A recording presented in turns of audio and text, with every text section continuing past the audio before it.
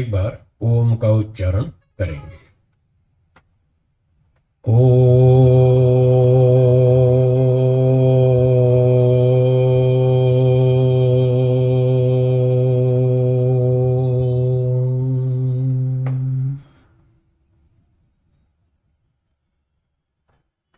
उपस्थित सज्जनों, माताओं और बहनों,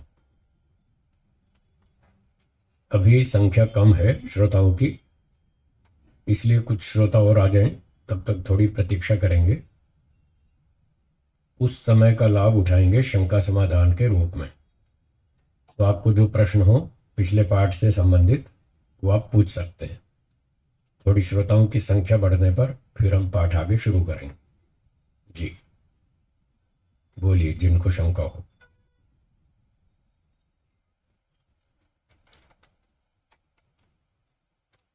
बोलिए। बैठे बैठे बोलिए।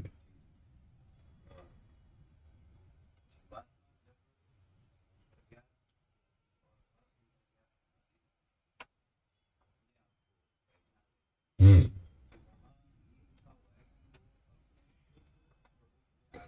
ठीक है। आपका प्रश्न है कि जीवात्मा संप्रज्ञा समाधि में जब अपनी अनुभूति करता है तो वो अपने शुद्ध स्वरूप में आ जाता है। आत्मा का शुद्ध स्वरूप क्या है, ये आप जानना चाहते हैं। ठीक है। इसका उत्तर है कि जीवात्मा का शुद्ध स्वरूप यह है कि मैं बहुत छोटा हूं, बहुत छोटा, बहुत छोटा, बहुत छोटा, इतना छोटा हूं जितना आपका सिर का बाल है। बाल की जो अगली नोक है, कॉर्नर, इतना सा छोटा सा नोक, उसके 10,000 टुकड़े कर दीजिए। कितने? 10,000 टुकड़े। नोक के 10,000 टुकड़े, बाल के नहीं। बाल की नोक के जो कॉर्नर है उसके 10,000 टुकड़े कर दे। उससे भी और छोटा, इतना छोटा है, ये उसका शुद्ध स्वरूप। और रहता है हवा में, उड़ता है, खूब अकड़ में रहता है कि मैं ये हूं और मैं वो हूं। इतना मरियल सा। उसकी अपनी शक्ति इतनी कम है कि वो केवल अपनी शक्ति से होश में भी नहीं आता, बेहोश रहता है। इतनी कम शक्ति है, ये उसका शुद्ध स्वरूप। ये आत्मा का शुद्ध स्वरूप है। उसको जितने भी शरीर, मन, बुद्धि, इंद्रियां हैं, सब अलग कर दो, आत्मा को अलग कर दो, वो आत्मा का शुद्ध स्वरूप है। जब ये शरीर, मन, बुद्धि, इंद्रियां सब अलग कर देंगे तो आत्मा का जो शुद्ध स्वरूप बचेगा वो ये बचेगा, मैं इतना छोटा हूं, बाल की नोक से भी 10,000 टुकड़े से भी छोटा हूं। 50,000 टुकड़ा कल्पना कर लो, और छोटा हो, इतना छोटा है वो। और वो अविद्या, मिथ्या ज्ञान के कारण वो हवा में उड़ता रहता है कि मैं इतना सेठ हूं, मैं इतना बलवान हूं, मैं इतना धनवान हूं, मैं इतना विद्वान हूं। ये तो सब बाहर की चीजें ओढ़ रखी हैं, जोड़ रखी हैं, जिसकी वजह से वो ऐसा दिख रहा है आज। तो ये उसका शुद्ध स्वरूप नहीं है। तो बाहर से जितनी चीजें प्रकृति से और ईश्वर से उधार ले रखी हैं वो सारी वापस कर देता है, और तब उसका शुद्ध स्वरूप समझ में आता है, मैं इतना छोटा हूं, मैं अल्पशक्तिमान हूं, कर्म करने में स्वतंत्र हूं, मैं चेतन तत्व हूं, मैं सीखता रहता हूं, कुछ अच्छा सीख लेता हूं, कुछ गलत सीख लेता हूं। जब अच्छा सीख लेता हूं तो मेरा ज्ञान ठीक हो जाता है, फिर मैं अच्छा सोचता हूं, अच्छी योजनाएं बनाता हूं, अच्छे कर्म करता हूं, और फिर मुझे उसका सुख दुख, अच्छा सुख फल मिलता है।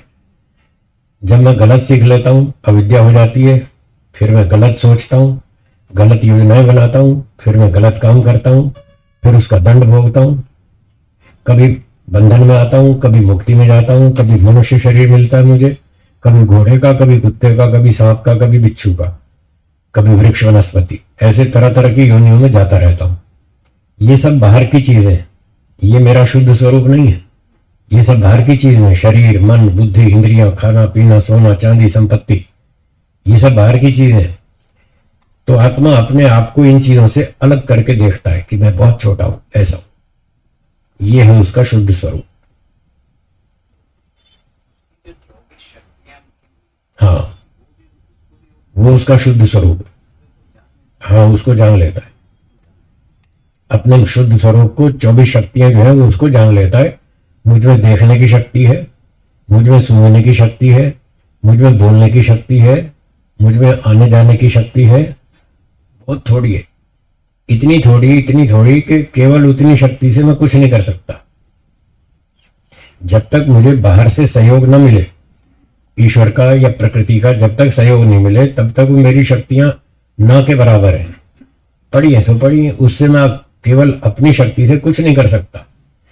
इतना भी नहीं कर सकता कि मैं अपने आप को महसूस कर पाऊं, मतलब मैं होश में भी नहीं आ पाता केवल अपनी शक्ति से। मुझे अपना अस्तित्व महसूस करने के लिए भी मुझे सहायता लेनी पड़ती, कभी प्रकृति की, कभी ईश्वर की। जब मैं बंधन में आता हूं शरीर के, तो मुझे ये शरीर, मन, बुद्धि, इंद्रियां सबकी सहायता लेनी पड़ती है। तब मैं होश में आता हूं, तब सोचता हूं, बोलता हूं, कुछ करता हूं। और जब मोक्ष में जाता हूं तब ईश्वर की सहायता लेनी पड़ती है। कहीं ना कहीं कोई ना कोई सहायता मुझे हर समय चाहिए। अगर ये सारी सहायता गई तो मैं पत्थर जैसा बेहोश, पत्थर में और मुझ में कोई फर्क नहीं। जैसे पत्थर को कोई होश नहीं, मैं तब वैसा हो जाता हूं। मूल अंतर केवल इतना है कि पत्थर को ये मन, बुद्धि, इंद्रियां दे दो तो वो तब भी होश में नहीं आएगा, बस मैं होश में आ जाऊंगा, इतना ही फर्क है। अगर साधन मिल जाए तो मैं कुछ कर पाऊंगा, नहीं मिले तो फिर कुछ नहीं कर पाऊंगा, पत्थर जैसा ही बस पड़े रहेंगे। ये है उसका शुद्ध स्वरूप। ये उसको समाधि में अनुभूति हो जाती है। तो जब आत्मा को अपनी असलियत पता चल जाती है, मेरा असली ओरिजिनल स्वरूप तो ये है, अब बताओ काहे की अक्कड़, अब अभिमान बचेगा उसमें? सब साफ हो जाता है, अविद्या हट जाती है, राग द्वेष हट जाता है, अभिमान खत्म हो जाता है, काम, क्रोध, लोभ सब खत्म हो जाता है, फिर कोई समस्या बाकी नहीं रहती। ये सारी चीजें दब जाती हैं, कमजोर पड़ जाती हैं, दग्ध बीज नहीं होती। वो असंप्रज्ञात समाधि में दग्ध बीज होती है। संप्रज्ञात समाधि में ये पता चल जाता है और वो इनके अभिमान आदि दोषों से बच जाता है, इन दोषों को दबाए रखता है, हावी नहीं होने देता। आम आदमी तो पिटता रहता है इन दोषों से सारा दिन, राग में, द्वेष में, अभिमान में, वो तो दबा रहता है इन दोषों से, पर वो दबता नहीं है, वो ठीक ठाक चलता है।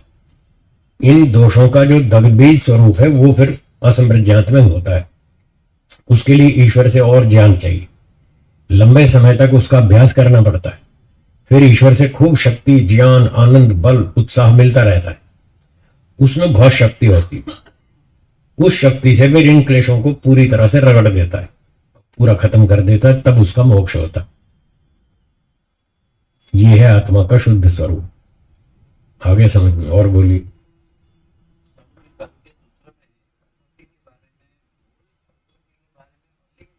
अलिंग शब्द है, ठीक है, कोई लक्षण नहीं दिखता उसका।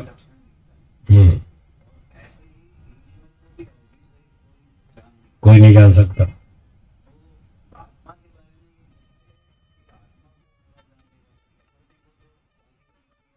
हम्म हम्म हम्म नहीं जान सकता। उसके लिए यह है कि वो अपने आप को भी बहुत कुछ जान लेता है। पूरा पूरा तो मुश्किल है। हेतु यहां भी वही है, अल्पज्यता। उसका ज्ञान बहुत थोड़ा है, वो खुद को भी पूरा नहीं जानता, स्वयं को भी पूरा पूरा नहीं जानता। जैसे उदाहरण के लिए, आप इस बात की गारंटी लेते हैं कि आप भविष्य में कोई गलती नहीं करेंगे? लेते गारंटी? क्यों नहीं लेते? कि आपको पता नहीं है, मैं पता नहीं क्या कर बैठूं, पता नहीं ऐसी क्या परिस्थिति आ जाए, मेरी बुद्धि खराब हो जाए, मुझे गुस्सा आ जाए, पता नहीं किसका दांत तोड़ दूं, किसका सर फोड़ दूं, क्या पता, कुछ भी हो सकता है। तो जब आप इस समय खुद के बारे में नहीं जानते, पता नहीं मैं क्या कर लूं, इसलिए जीवात्मा जो है वो अल्पज्ञ है। वो अपने बारे में भी ठीक से नहीं जानता कि पता नहीं मैं कब कहाँ क्या कर बैठूं, कैसे घोटाला कर दूं, कैसे अच्छा काम कर दूं। मुझसे अच्छे से अच्छा काम भी हो सकता है जो मैंने नहीं सोचा अभी तक, जो मैंने अब तक नहीं सोचा कि मैं ये काम करूंगा।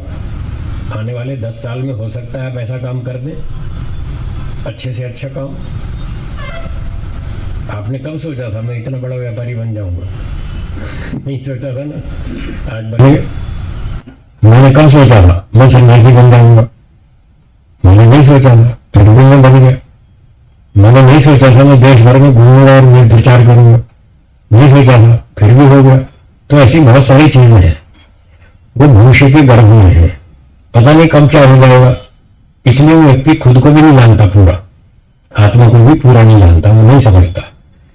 कितनी सारी चीजें अंदर पड़ी हैं चुपचाप, अवसर आने पर वो निकल के आएंगी बाहर।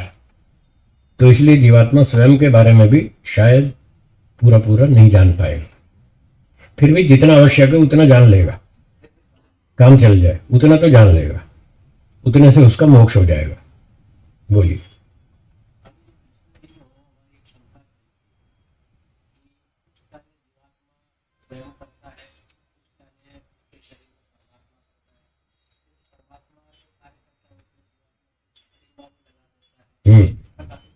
ठीक है।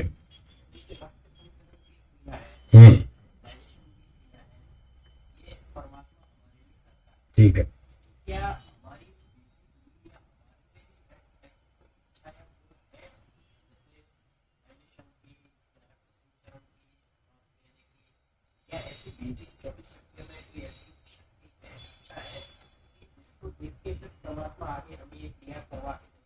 है आत्मा की जो 24 शक्तियां हैं स्वाभाविक, उसमें एक सुख प्राप्ति की इच्छा भी है। इच्छा, इच्छा लिखी हो, काहे की इच्छा है? सुख प्राप्ति की। तो हमारी सुख प्राप्ति की ओरिजिनल इच्छा है। इसके आधार पर ईश्वर ने हमारा ये शरीर बनाया और ये सारे सिस्टम बनाए कि रक्त संचरण ठीक चलता रहे तो ये सुखी रहेगा। अगर ब्लड प्रेशर लो हो गया तो इसको परेशानी हो जाएगी, ब्लड प्रेशर हाई हो गया तो भी परेशान हो जाएगा। तो ईश्वर ने नाप तोलकर बीपी सिस्टम बनाया जिससे इसको सुख मिलता रहे, अनुकूलता बनी रहे, शांति बनी रहे और ये अपना काम कर सके। पढ़ना लिखना, व्यायाम करना, खेलना कूदना, आना जाना, सारे काम कर ले। वो हमारी मूल इच्छा है, स्वाभाविक इच्छा कि हमें सुख चाहिए।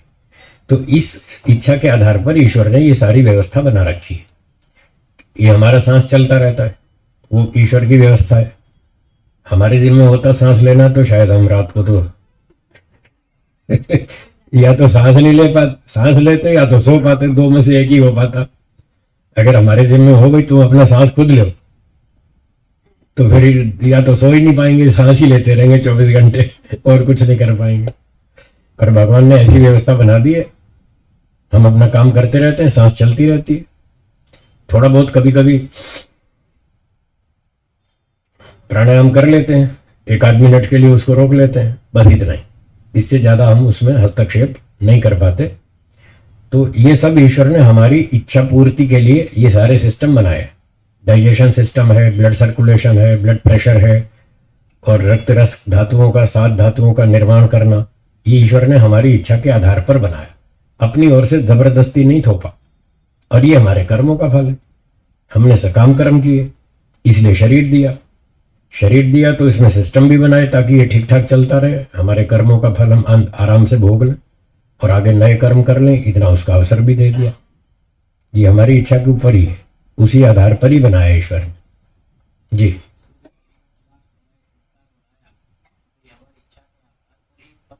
ये सब हमारे कर्मों का फल है। सूर्य, पृथ्वी, चंद्रमा, धातु, खनिज पदार्थ, पेट्रोलियम पदार्थ, सोना चांदी, ये सब हमारे कर्मों का फल है। ये सकाम कर्मों का फल है। न्याय दर्शन के भाष्य में लिखा है, न्याय दर्शन के भाष्य में लिखा है कि भगवान ने कांटे बना दिए, ये तो कोई कर्म फल नहीं, ये तो ऐसे ही फालतू के ही बना दिए। जहर बना दिया, पत्थर बना दिए, नुकीले नुकीले नुकीले पत्थर होते हैं, पहाड़ों पे जाके देखो, है, कांटे बना दिए, कील बना दिए, ये सब भगवान ने जो बनाया ये ऐसे ही बना दिया, अनिमित्त, तो बिना कारण बनाया। ये पूर्व पक्ष था। तो सिद्धांत पक्ष ने उत्तर दिया नहीं, ये सब हमारे कर्मों का फल है। जहर बनाए, फूल बनाए, कांटे बनाए हैं, कोई तीखी वस्तु है, कोई कोमल वस्तु है। फूल कोमल होता है, कांटे तीखे होते हैं, दोनों साथ साथ बनाए।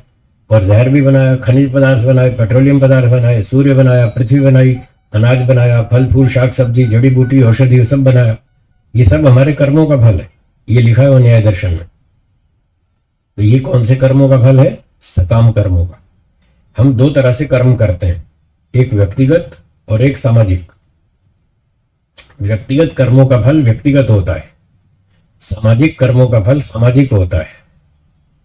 आपने व्यायाम किया, ये आपका व्यक्तिगत कर्म है, इससे आपको अकेले को फायदा है, शरीर स्वस्थ हो जाएगा, बलवान हो जाएगा। भोजन खाया, ये आपका व्यक्तिगत कर्म है। पढ़ाई लिखाई की, ये आपका व्यक्तिगत कर्म है, इससे आपको व्यक्तिगत लाभ है। फिर आपने यज्ञ किया, तो 20-50-100 आदमी मिलकर हवन करते हैं, ये सामूहिक कर्म हो गया, और इस कर्म से सबको लाभ होगा। फिर सबने मिलकर के एक मुख्यमंत्री चुन लिया, कोई प्रधानमंत्री चुन लिया। अब जो उसके गुणकर्म योग्यता है, उससे जो हानि लाभ होगा सबको होगा। समझ में आई बात?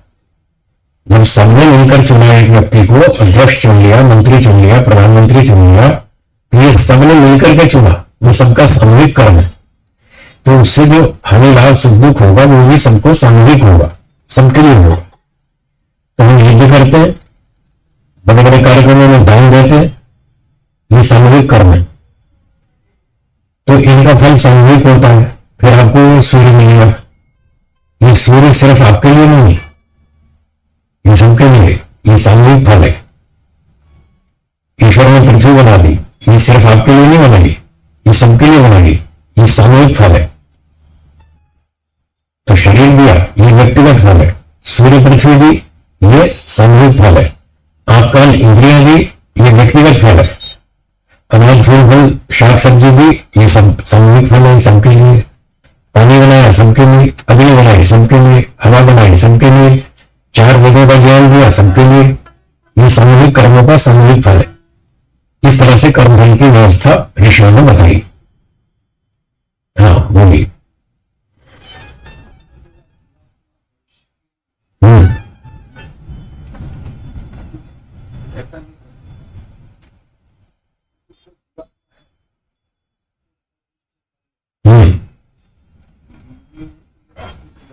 ठीक है, ठीक है। हम्म हम्म हम्म हम्म ठीक है, ठीक है, ठीक है।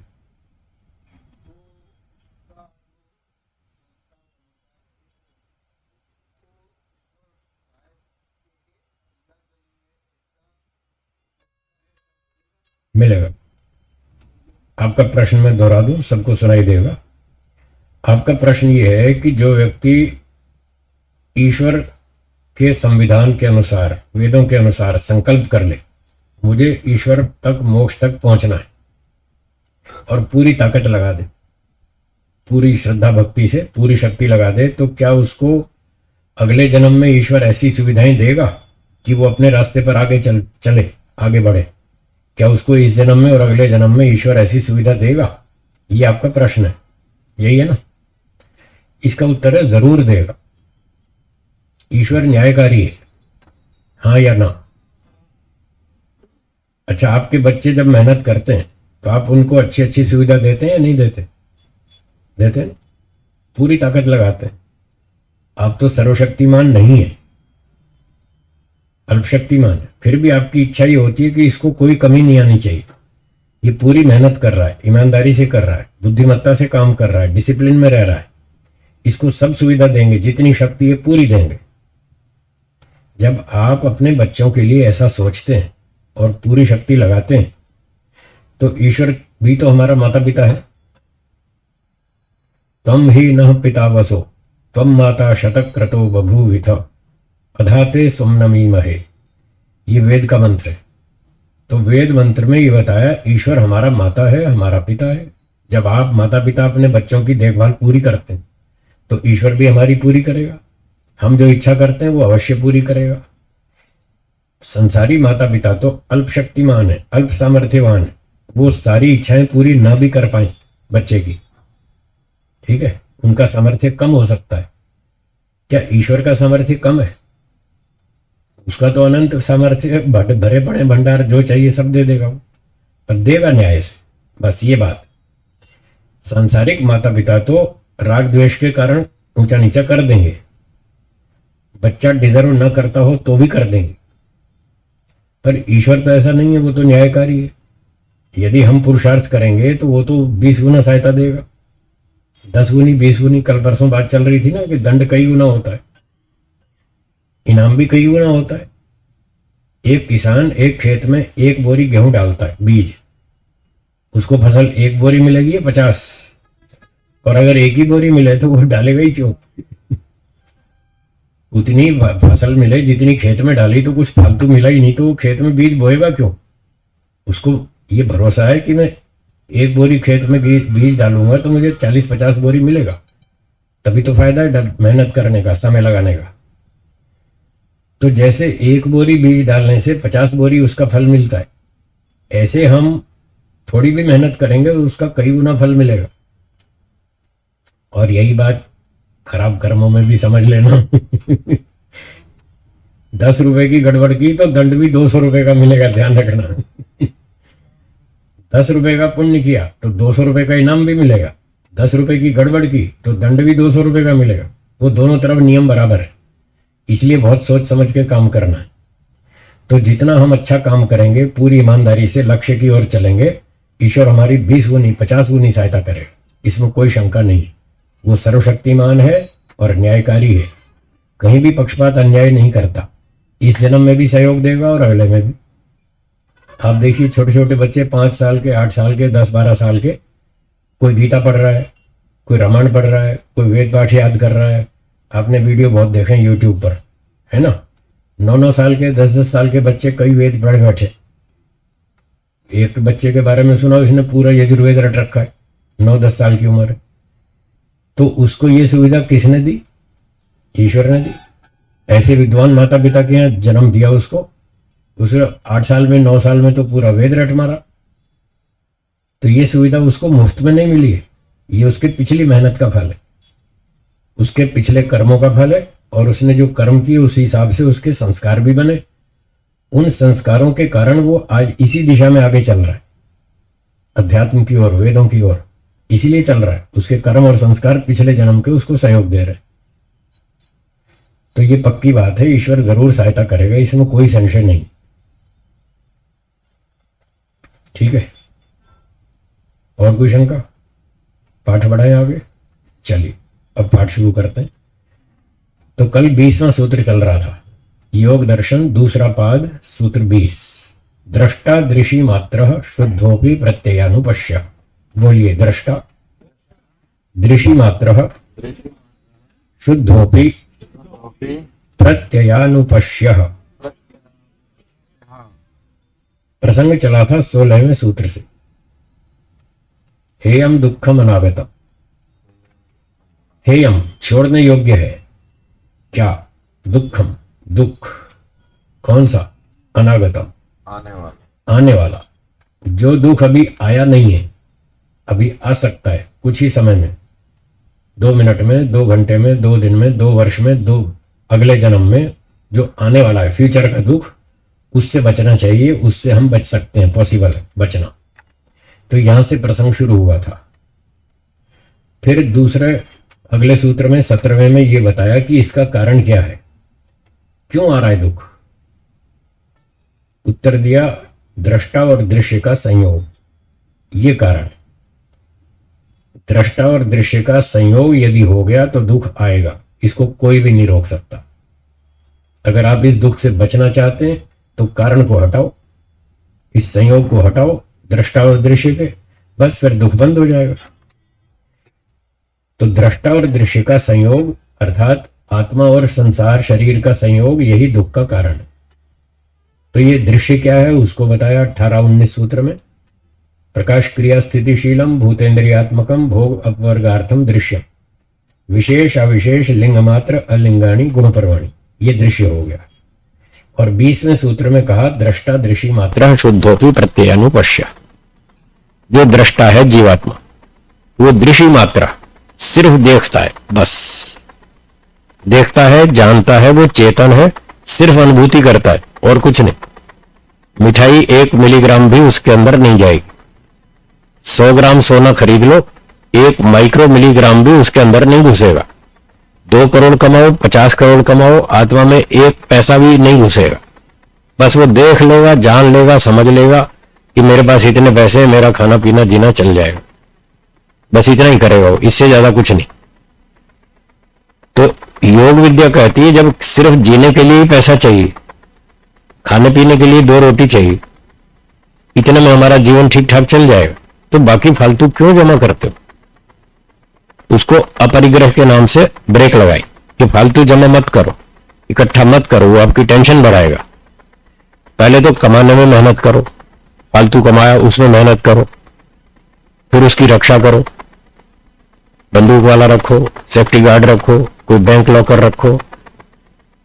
फिर कोई छीन छान ले गया तो भी दुख, और आपको खाने पीने भोगने की आदत पड़ गई, बहुत खर्चे कर दिए फालतू। जब वो आदत पड़ जाएगी, कल को पैसे कम रह जाएंगे, फिर दुखी होंगे कि अब पैसे खर्च करने की आदत होगी और पैसे है नहीं, तो परेशानी। और इतना सारा फालतू कमाने में अन्याय शोषण भी करना पड़ेगा दूसरों का, मजदूर का शोषण करेंगे तब जाके 2 रुपया जमा होगा। तो ये सारे झंझट होंगे और इन सारे कर्मों का दंड मिलेगा। तो क्यों फालतू काम करते हैं, क्यों अपने पाप कर्म जमा करते हैं, क्यों दंड को बढ़ा रहे हैं? इसलिए इसको छोड़ दो, 2 रोटी कमाओ, प्रभु के गुण गाओ मस्त होकर के। ये योग विद्या हमको सिखाती है।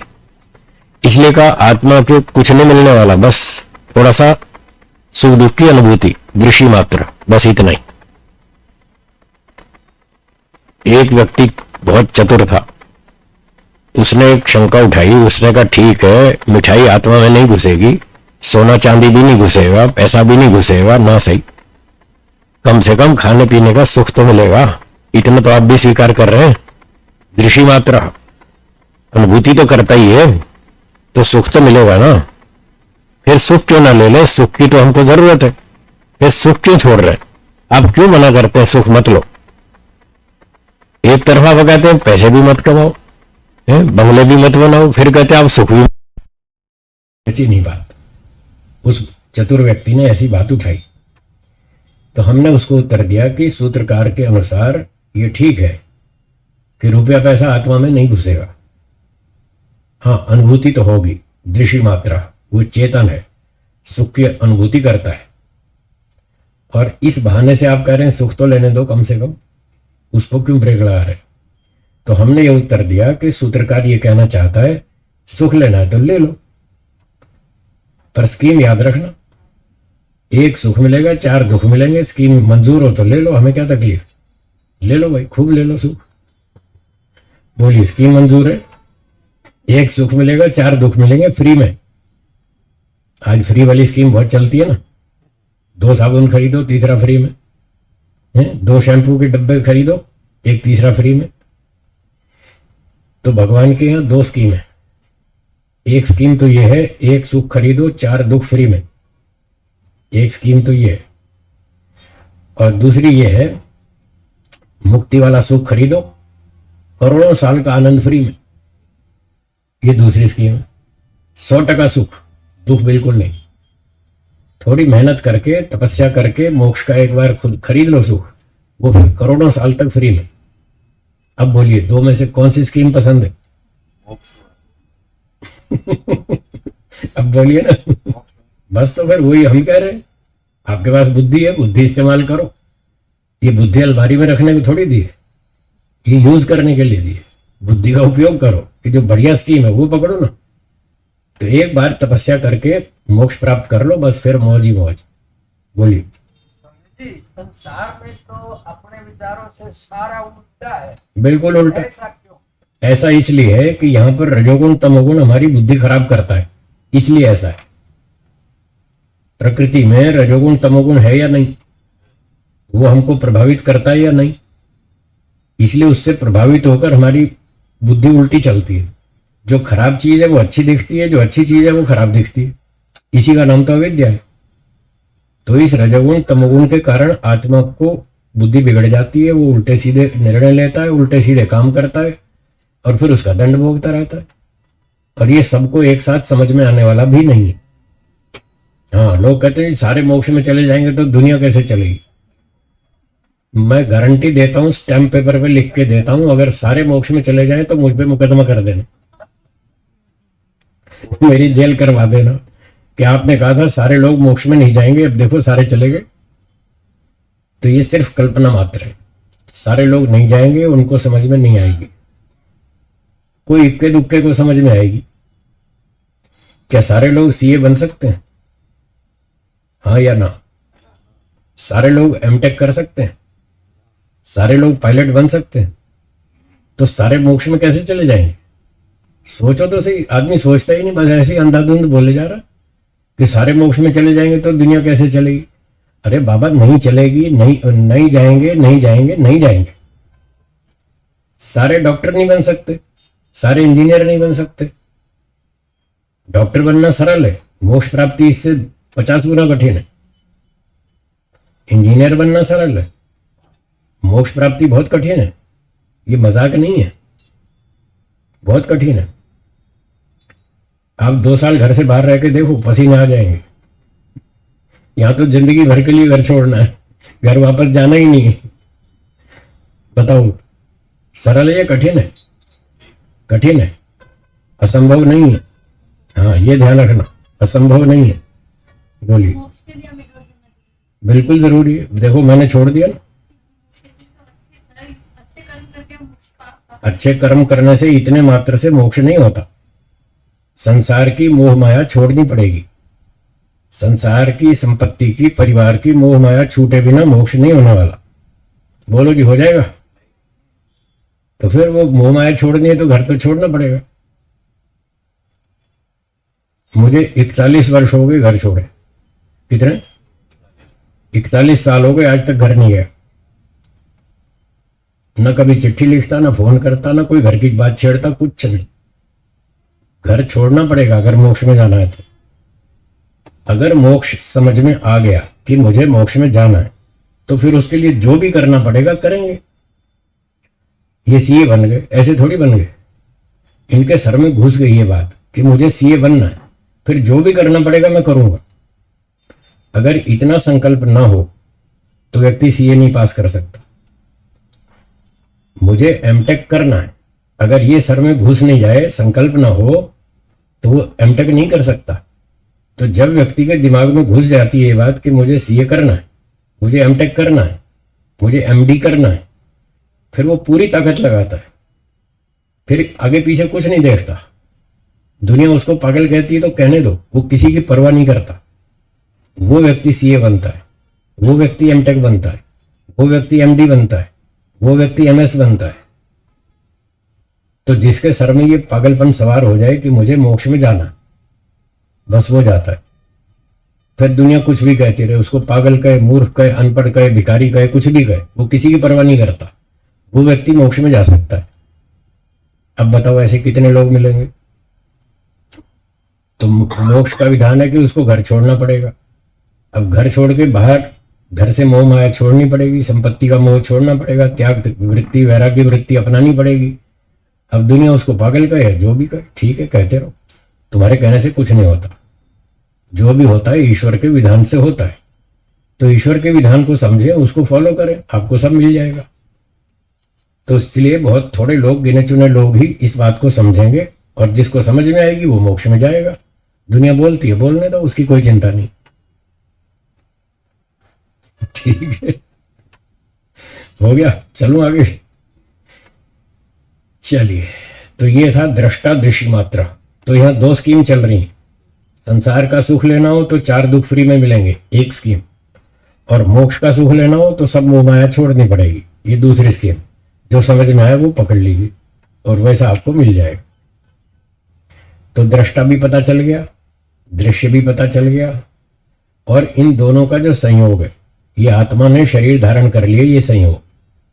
बस ये संयोग ही दुख और दुख का कारण है। अर्थात आत्मा ने शरीर धारण कर लिया, जन्म ले लिया, यही दुख का कारण है। इस बात में कोई शंका हो तो बोलिए। जब तक जन्म लेंगे तब तक दुख आएगा। अगर दुख से बचना हो तो जन्म लेना बंद करो। ये सॉलिड सॉलिड फॉर्मूला है, सॉलिड सॉल्यूशन है, पक्का से पक्का इलाज है। जन्म लेना बंद करो, दुख नहीं आएगा। ये वेदों की बातें हैं जो ऋषियों ने समझाई। आ गई समझ में? चलिए अब अगला सूत्र देखिए। बोलिए 21वां। तदर्थ एव दृश्यस्य दृश्यस्य आत्मा। आत्मा। कल मैंने बताया था आत्मा शब्द के बहुत सारे अर्थ हैं और एक अर्थ बताया था आत्मा का अर्थ है स्वरूप, खंडनात्मक, मंडनात्मक, खंडन स्वरूप वाला, मंडन स्वरूप वाला। वही आत्मा शब्द इस सूत्र में है 21 में। तो यहां भी आत्मा का अर्थ है स्वरूप। दृश्यस्य, इस जगत का, दृश्य का अर्थ आप पढ़ चुके हैं 18-19वें सूत्र में, संसार। ये जो संसार है, इस दृश्य का, संसार का आत्मा स्वरूप, ये सारा संसार का जो स्वरूप है ये किसके लिए है? तदर्थ एव, उसके लिए है। तद, उसके लिए, अर्थ लिए, तद अर्थ उसके लिए। किसके लिए? जिसकी बात पिछले सूत्र में थी। पिछले सूत्र में किसकी बात थी? दृष्टा की। तो ये संसार का स्वरूप दृष्टा के लिए है। दृष्टा कौन है? आत्मा। इस प्रसंग में दृष्टा आत्मा है। ईश्वर भी दृष्टा है पर वो प्रसंग अलग है। ईश्वर भी देखता है सबको, वो भी चेतन है, सारी दुनिया को देखता है, सबका हिसाब रखता है, वो भी दृष्टा है। पर यहां दृष्टा चल रहा है जीवात्मा। तो तदर्थ एवं दृश्य से आत्मा, इस सारे संसार का जो भी लाभ है, हानि है, लाभ है, जो भी उसका यूज है, प्रयोग है, वो जीवात्मा के लिए है। ईश्वर ने संसार बनाया, अपने लिए नहीं बनाया। उसको क्या लेना? उसको रसगुल्ले खाना या गुलाब जामुन या कचौरी ईश्वर को कुछ नहीं खाना, उसको कुछ नहीं चाहिए। वेदों में लिखा है अनशनन अन्यो अभिचापशीति, ऋग्वेद का मंत्र। ईश्वर दुनिया से कुछ नहीं भोगता, अनशनन, कुछ नहीं खाता। जीवात्मा पिप्पलम स्वादवत्ती, ठीक है ना? द्वासुपर्णा सयुजा सखाया समानम वृक्षम परिशस्व जाते तयोरन्य पिप्पलम स्वादवत्ती अनशन अन्यो अभिचापशीति। दूसरा जो परमात्मा है वो सिर्फ देखता रहता है, वो कुछ नहीं खाता पीता। उसने अपने लिए नहीं बनाया संसार, इस दूसरे पक्षी के लिए, जीवात्मा के लिए बनाया। तो जीवात्मा और परमात्मा दो पक्षी हैं अलंकारिक भाषा में। ये दो पक्षी एक ही वृक्ष पर बैठे हैं। वृक्ष ये संसार है, आत्मा भी इसी में रहता है, ईश्वर भी इसी में रहता है, दोनों इसी संसार में रहते हैं। एक ही वृक्ष पर दो पक्षी बैठे हैं, उन दो में से एक कर्म करता है और फल भोगता है, संसार का सुख दुख भोगता है। तदर्थ एवं दृश्य से आत्मा, ये संसार उसी के लिए बनाया, जीवात्मा के लिए। उसको क्या लेना है? भोग अपवर्गार्थम दृश्यम। उसको संसार से दो लाभ लेने, एक तो अपने पिछले कर्मों का फल भोगना, एक आगे मोक्ष प्राप्त करना। ये दो फल इसको संसार से लेने, लाभ लेना है संसार से। इसलिए कह रहे हैं जीवात्मा के लिए संसार बनाया गया। अब जीवात्मा अपने पिछले कर्मों का फल भोग ले, जो हम भोग रहे हैं। सबको जातीय भोग मिला हुआ है अपने अपने कर्म के हिसाब से, तो हम अपना पिछला कर्म फल भोग रहे हैं। एक काम तो ये चल ही रहा है, एक और करना, मोक्ष प्राप्ति, अपवर्गार्थम दृश्यम। अब अपवर्ग तक जाना है, सबको जाना है। कोई माने ना माने, स्वीकार करे या ना करे, भ्रांति में रहे या ठीक ठीक स्वीकार करे, जाना सबको मोक्ष में ही है। बहुत से लोग डरते हैं, नहीं नहीं नहीं नहीं नहीं, हमको मोक्ष नहीं चाहिए, हम तो यही ठीक है। कितने ही वक्ता आपको ऐसा मिलेंगे बोलते हुए, मैं मोक्ष में नहीं जाना चाहता, मैं तो यहां बार बार जन्म लेकर संसार का उपकार करना चाहता हूं। सुना होगा आप सुना है ना? ये अविद्या है, ये भ्रांति है। वो खुद भ्रांति में बैठे हैं और दूसरों को भ्रांति में डाल रहे हैं।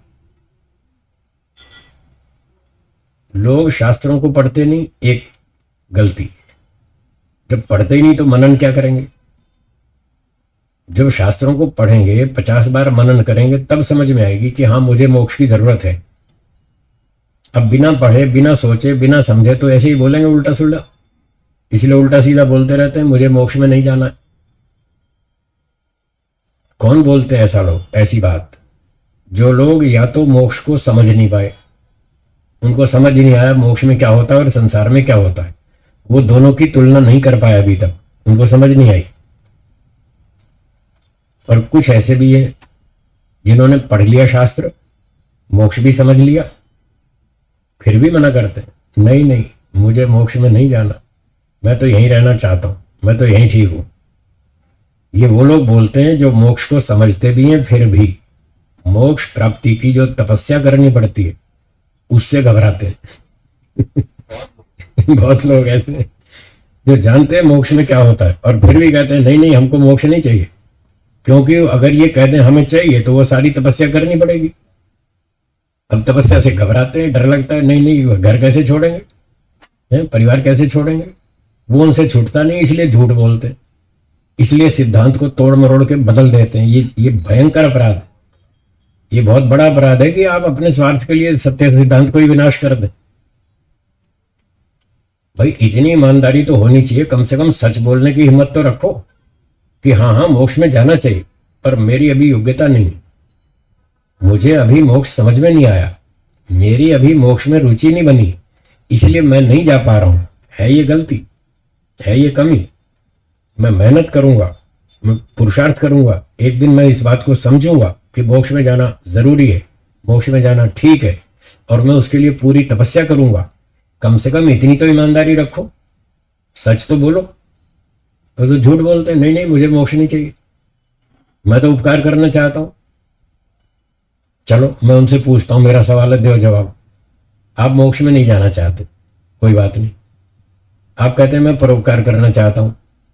मेरा प्रश्न है, आप परोपकार क्यों करना चाहते हैं, बताइए क्या उद्देश्य है? फिर अभी तो कह रहे हैं मोक्ष में नहीं जाना चाहता, हम कह रहे हैं मोक्ष के लिए। आई गलती समझ में आई? परोपकार करने से कांटे नहीं चुभते, उससे मोक्ष ही तो मिलता है, और क्या मिलता है? परोपकार करना मोक्ष का साधन है। एक तरफ परोपकार करना चाहते हैं, एक तरफ कहते हैं मैं मोक्ष नहीं चाहता, ऐसे कैसे होगा? एक तरफ ऑफिस जा रहे हैं, फिर कहते हैं मैं सैलरी नहीं चाहता, ऐसे होता है क्या? भाई आप सैलरी नहीं चाहते तो ऑफिस क्यों जा रहे हैं, काम क्यों कर रहे हैं? इसीलिए तो काम कर रहे हैं कि सैलरी मिलेगी, सैलरी मिलेगी तो खा पी के अपना घर चलाएंगे। तो इस भ्रांति से बचें, सावधानी से बोलें। ये न्याय दर्शन की 54 गलतियां हैं। उनको सोचना नहीं आता, ठीक से बोलना नहीं आता, ऐसी ऐसी गलतियां करते हैं। तो ये कभी नहीं कहना कि मुझे मोक्ष नहीं चाहिए, सबको चाहिए, चींटी को भी चाहिए, कुत्ते को भी चाहिए, गधे को भी चाहिए, उल्लू को भी चाहिए, सबको चाहिए, सबको मोक्ष चाहिए। कैसे चाहिए सुनिए, पहले ये समझ ले मोक्ष में होता क्या है। बोलिए, पहली बात, सारे दुखों से छूटना। दूसरी बात, ईश्वर का उत्तम आनंद प्राप्त करना। ये दो मुख्य बातें हैं मोक्ष में। एक तीसरी एडिशनल भी है, वो है पूरे ब्रह्मांड की सैर करना। पूरे ब्रह्मांड की सैर करना। कुल मिलाकर ये 3 बातें होती हैं मोक्ष में। तो सैर करने का पर्पस भी वही है, कुछ जानकारी बढ़ेगी, थोड़ा सुख मिलेगा, ठीक है, उसको हम दूसरी में ही शामिल कर लेते हैं, सुख प्राप्ति उद्देश्य है। तो 3 की 2 भी बनाएं तो 2 मिनिमम होती है मोक्ष में। एक तो सारे दुख छूट जाए, एक ईश्वर का बढ़िया सुख मिले। ये 2 बातें हैं, जहां ये 2 बातें पूरी हो जाती हैं, 100% दुख छूट जाए, 100% सुख मिल जाए, इसका नाम मोक्ष है। अब मेरा सवाल, क्या आप दुख से छूटना चाहते हैं? कितने %? 100%। 100%। क्या आप सुख प्राप्त करना चाहते हैं? कितने %? 100%। अब बताओ किसने ना बोला? सब 100 बोल रहे हैं, 100%, 100%, ना तो एक ने भी नहीं बोला। इससे सिद्ध हुआ कि आप सब के सब मोक्ष चाहते हैं। 100% दुख छूट जाए, 100% सुख मिल जाए, आप ये चाहते हैं? बताओ, क्या कुत्ता दुख भोगना चाहता है? क्या दुख से छूटना नहीं चाहता कुत्ता? कितने % छूटना चाहता है? 100%। और आप कितना चाहते हैं? तो आप में और उसमें क्या फर्क है? सभी के सभी मोक्ष चाहते हैं। वो भी चाहता है मुझे 100% सुख मिले, मेरा दुख छूट जाए। बंधन वो भी नहीं चाहता। दुख को कुत्ता भी नहीं चाहता, गधा भी नहीं चाहता, उल्लू भी नहीं चाहता। कितना ही बेवकूफ हो, कितना ही मूर्ख प्राणी हो, सुख को वो भी चाहता है, दुख को कोई भी नहीं चाहता। इससे सिद्ध हुआ कि सारे के सारे मोक्ष चाहते हैं। पशु पक्षियों में इतनी बुद्धि नहीं है, शक्ति नहीं है, सामर्थ्य नहीं है, विद्या नहीं है, इतनी सुविधाएं नहीं है कि वो उल्लू गधे की योनि से सीधा मोक्ष प्राप्त कर ले। उनके पास वो क्षमता साधन नहीं है। लाखों प्राणी हैं, लाखों वैरायटी के, लाखों योनियां हैं, उनमें किसी में भी ये क्षमता नहीं है, सिर्फ एक मनुष्य में है। इतने साधन, सुविधाएं, बुद्धि, साधन, गुरु, विद्या, पुस्तक, सारी सुविधाएं केवल मनुष्य के पास है। जो मेहनत करे तो मोक्ष प्राप्त कर सकता है। और वो भी कहता है मुझे मोक्ष नहीं चाहिए, तो फिर बचा कौन? फिर कौन जाएगा मोक्ष में? तो कम से कम बुद्धिमान मनुष्य को ऐसा नहीं कहना चाहिए कि मुझे मोक्ष नहीं चाहिए। उसको इतना तो बोलना ही चाहिए, सच तो बोलना चाहिए कि मुझे मोक्ष चाहिए, मैं धीरे धीरे मेहनत करूंगा, पहुंच जाऊंगा। हाँ बोलिए, कौन पूछ रहे हैं? हाँ बोलिए। जब आप परसेंटेज वाली बात लाते हैं, कितना परसेंट चाहिए, तब बहुत दिक्कत होती अच्छा, कितना चाहिए बोलो? है। निकलता तो नहीं है। तो बस 100 ही, फिर 100 ही तो चाहिए, जो चाहिए वही तो बोलता हूँ। ये तो मेरी टेक्निक है जो मैं आपसे उगलवा लेता हूँ। यही तो मेरी कलाकारी है कि मैं आपके मुंह से उगलवाना जानता हूँ। ये सच क्या है, ये कैसे उगलेंगे, वो टेक्निक मुझे पता है और मैं वो टेक्निक इस्तेमाल करता हूँ। और आप अपने मुंह से कहते हैं हाँ हमें 100% सुख चाहिए, 100% सुख चाहिए, 100% दुख से छूटना है। ये कलाकारी मेरी नहीं है। मैं पहले भी कई बार कह चुका हूँ, कल भी मैंने बताया था, मैं जो आपको ज्ञान दे रहा हूँ ये मेरा नहीं है, ये वेदों का ज्ञान है, ये ऋषियों का ज्ञान। ऋषियों ने सिखाई है ये शैली कि ऐसे बात करो आपके अंदर से जवाब आए। तो मैं इस शैली का उपयोग करता हूं, न्याय दर्शन की प्रश्नोत्तर शैली। इसका नाम है प्रश्नोत्तर शैली। प्रश्न पूछो, अंदर से उत्तर मिलेगा, और नहीं मिलेगा तो दूसरे से पूछो, दूसरे की सहायता लो, प्रश्न पूछो, उत्तर देगा, आपकी सारी पिक्चर क्लियर हो जाएगी, सारी बात साफ हो जाएगी। तो ऋषियों ने यह समझाया कि अपने आप से पूछो मुझे कितना सुख चाहिए, तो उत्तर अपने आप निकल आएगा 100%। अब 100% सुख यहां मिलता है संसार में? मिलता हो तो ले लो, मुझे क्या तकलीफ है, मत जाओ मोक्ष में, यहीं रहो ना। 100% ले लो, यहां मिलता हो तो। यहां मिलता नहीं तो कहां मिलता है? मोक्ष में। इसलिए सीधी बात है, मोक्ष में जाओ, जिसको जाना है जाओ, कोई जबरदस्ती नहीं है, मेरी ओर से कोई जबरदस्ती नहीं है, आपकी इच्छा है। मेरा काम बताने का है, मैं बता दूंगा। आपको शंका हो तो 20 शंका पूछो, मैं उत्तर दूंगा, फिर आपकी मर्जी, आप स्वतंत्र हैं। इच्छा हो तो चले जाना, नहीं हो तो नहीं जाना। मुझे समझ में आ गया, मैं चल दिया। 2-4 जन्म बाद आपको आ जाएगा समझ में। कब तक पिटोगे यहाँ संसार में?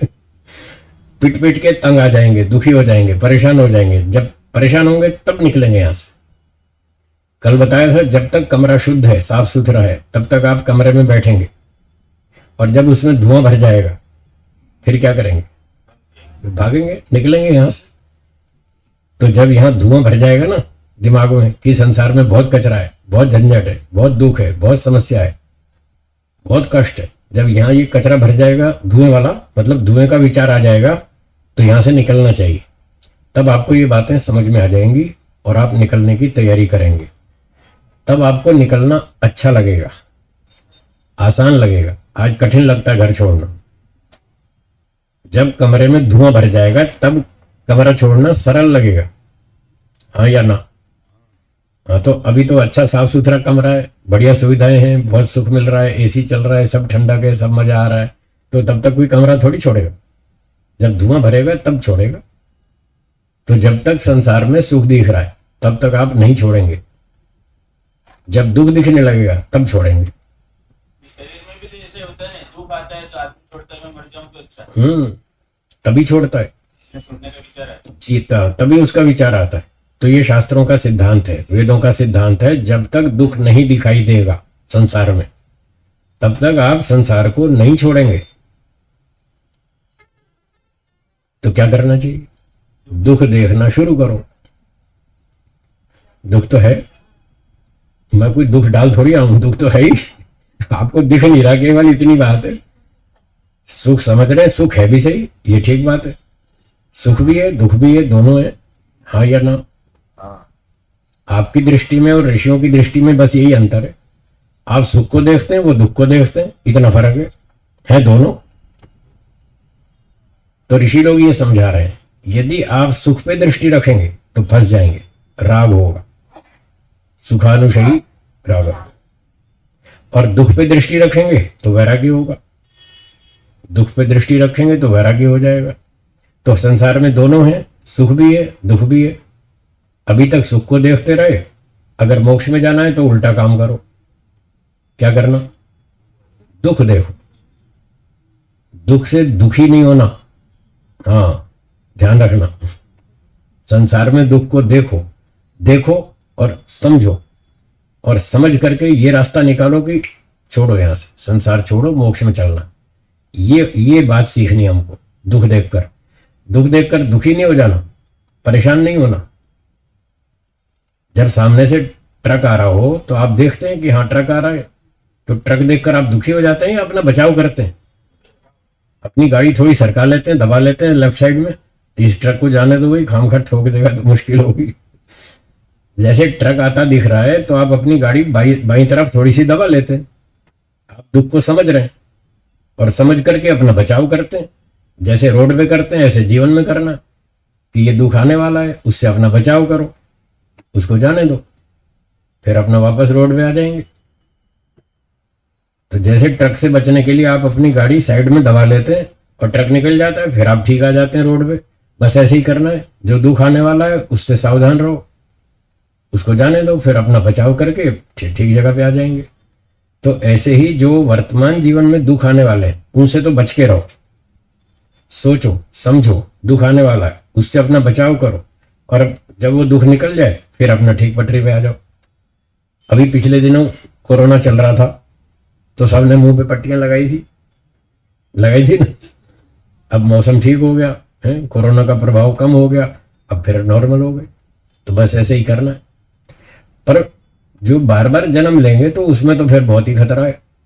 उस दुख से बचने के लिए तो यही रास्ता है कि इस दुख को देखकर समझें, चिंतन करें, विचार करें और बचने का उपाय ढूंढें। बचने का उपाय यही है कि अगला जन्म ना लेना पड़े, ऐसी कुछ तैयारी करें। वो तैयारी योग दर्शन है, योग विद्या है, जो ये बताई जा रही है कि संसार की मोह माया छोड़ो, राग द्वेष छोड़ो। अब इन सब राग द्वेष काम क्रोध लोभ ईर्ष्या अभिमान आसक्ति, इन सब का मूल कारण अविद्या है। उस अविद्या को समझें। अविद्या का सूत्र हम पढ़ चुके हैं 5वें नंबर पे इसी पाद में, और उसी के एक टुकड़े की व्याख्या थी 15वां सूत्र। तो 5 सूत्र और 15वां सूत्र, ये 2 सूत्र रोज चिंतन करें, रोज डेली। मैं पिछले 40-42 साल से डेली इन 2 सूत्रों को पूरा दिन देखता रहता हूं। जब भी मुझे काम करने से फुर्सत होती है, जो जरूरी काम है कर लिया, और उसके बाद फिर ये 2 सूत्र मेरी आंखों के आगे नाचते रहते। ये 2 सूत्र एक दिन भी नहीं छोड़ता, 1 घंटा भी नहीं छोड़ता। सारा दिन मैं इन 2 सूत्रों पे चिंतन करता हूं कि संसार में दुख है। आप और हम मॉल में चलेंगे, आपको सुख दिखेगा, मुझे दुख दिखेगा। आप शॉपिंग कर लेंगे, मैं नहीं करूंगा। क्या कारण है? यही तो कारण है कि मुझे उन चीजों में दुख दिखता है, इसलिए मैं शॉपिंग नहीं करता, देख दाख के चला आता हूं। एक व्यक्ति ने पूछा, जब आप शॉपिंग नहीं करते तो फिर जाते क्यों मॉल में? जब आपको शॉपिंग करनी नहीं तो फिर आप मॉल में क्यों जाते? मैंने कहा मैं देखने के लिए जाता हूं।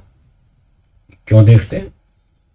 मैंने कहा मैं इसलिए देखता हूं कि मैं एक साइकोलॉजिस्ट हूं, मैं मनोवैज्ञानिक हूं, मेरा विषय है साइकोलॉजी। और जब लोग मुझे रोज शंका भेजते हैं व्हाट्सएप पर, फेसबुक पर, जब शंका लिखते हैं तो मुझे उनका उत्तर देना पड़ता है। अब मैं जब तक साइकोलॉजी नहीं समझता तो मैं उनके प्रश्न का उत्तर नहीं दे सकता। इसलिए मुझे साइकोलॉजी को स्टडी करने के लिए मॉल में जाना पड़ता है, वहां देखना पड़ता है कि यहाँ क्या बिक रहा है,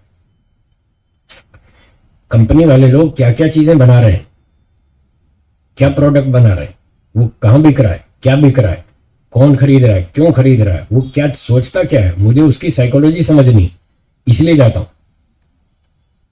तो मुझे पता चल जाता है कि लोग क्या सोच रहे हैं, उनको क्या खरीदना है, उससे क्या क्या नए नए आविष्कार हो रहे हैं, उसकी जानकारी करने के लिए जाता हूं।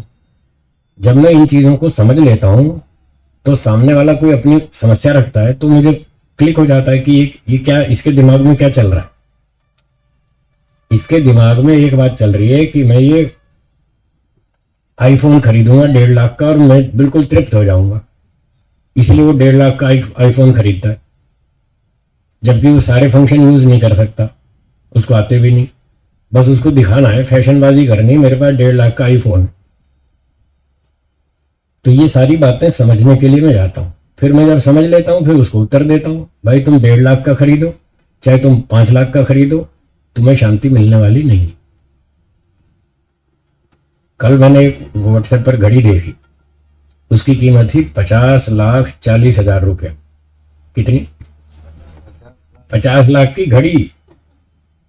बताओ, वो भी तो टाइम ही तो बताएगी 9:30 बजे 200 रुपए की घड़ी भी टाइम बताएगी और 50 लाख की भी। अब बताओ, मुझे जानकारी हुई ना कि लोगों का दिमाग कहां तक जा रहा है। वो 50 लाख की घड़ी खरीदना चाहते हैं। मैंने सोचा ये 50 लाख की घड़ी, क्या दिमाग खराब है इन लोगों का। वो बनाने वाला भी तो कुछ सोच के बनाता होगा कि मेरा माल बिकेगा। उसकी साइकोलॉजी देखिए, इतनी महंगी 50 लाख की घड़ी। फिर मैंने सोचा इसमें है क्या 50 लाख जैसा, तो विचार किया तो थोड़ी अंदर से हुआ आई, उसमें गोल्ड लगा होगा, उसमें प्लेटिनम लगा होगा, उसमें हीरे जड़े होंगे, तभी तो इतनी कीमत होगी। तो लोग 50 लाख की घड़ी भी खरीदने को तैयार बैठे। क्यों? उनको सुख चाहिए, उनको तृप्ति चाहिए। पर वो इस बात को नहीं जानते, 50 लाख की घड़ी खरीदो या 50 रुपए की खरीदो, तृप्ति होने वाली नहीं। क्योंकि इन भौतिक वस्तुओं में आत्मा की इच्छा को शांत करने का सामर्थ्य नहीं है ही नहीं। आप कितना भी जोर लगा लो, ये ऋषियों ने सारे एक्सपेरिमेंट कर लिए, भोग भोग कर परीक्षण कर लिया, देख लिया इसमें तृप्ति नहीं है, और उन्होंने लिख दिया। क्या लिख दिया? विषय सुखम च अविद्या इति उक्तम। बोलिए। ये महर्षि वेदव्यास जी का वचन है। योग दर्शन 2 चैप्टर 15वां सूत्र उसके भाष्य में लिखा है, पढ़ लीजिएगा, पता नोट कर लीजिए, घर जाके देखिएगा। 2 चैप्टर योग दर्शन सूत्र 15, वही परिणाम ताप वाला, उसके भाष्य में ये पंक्ति लिखी है व्यास जी ने। विषय सुखम च अविद्या इति उक्तम। आप विषयों में सुख मान रहे हो, ये अविद्या है। आप 5 लाख की घड़ी खरीदो, 50 लाख की खरीदो, सब अविद्या है, कोई तृप्ति नहीं होने वाली। उन्होंने सब करके देख लिया,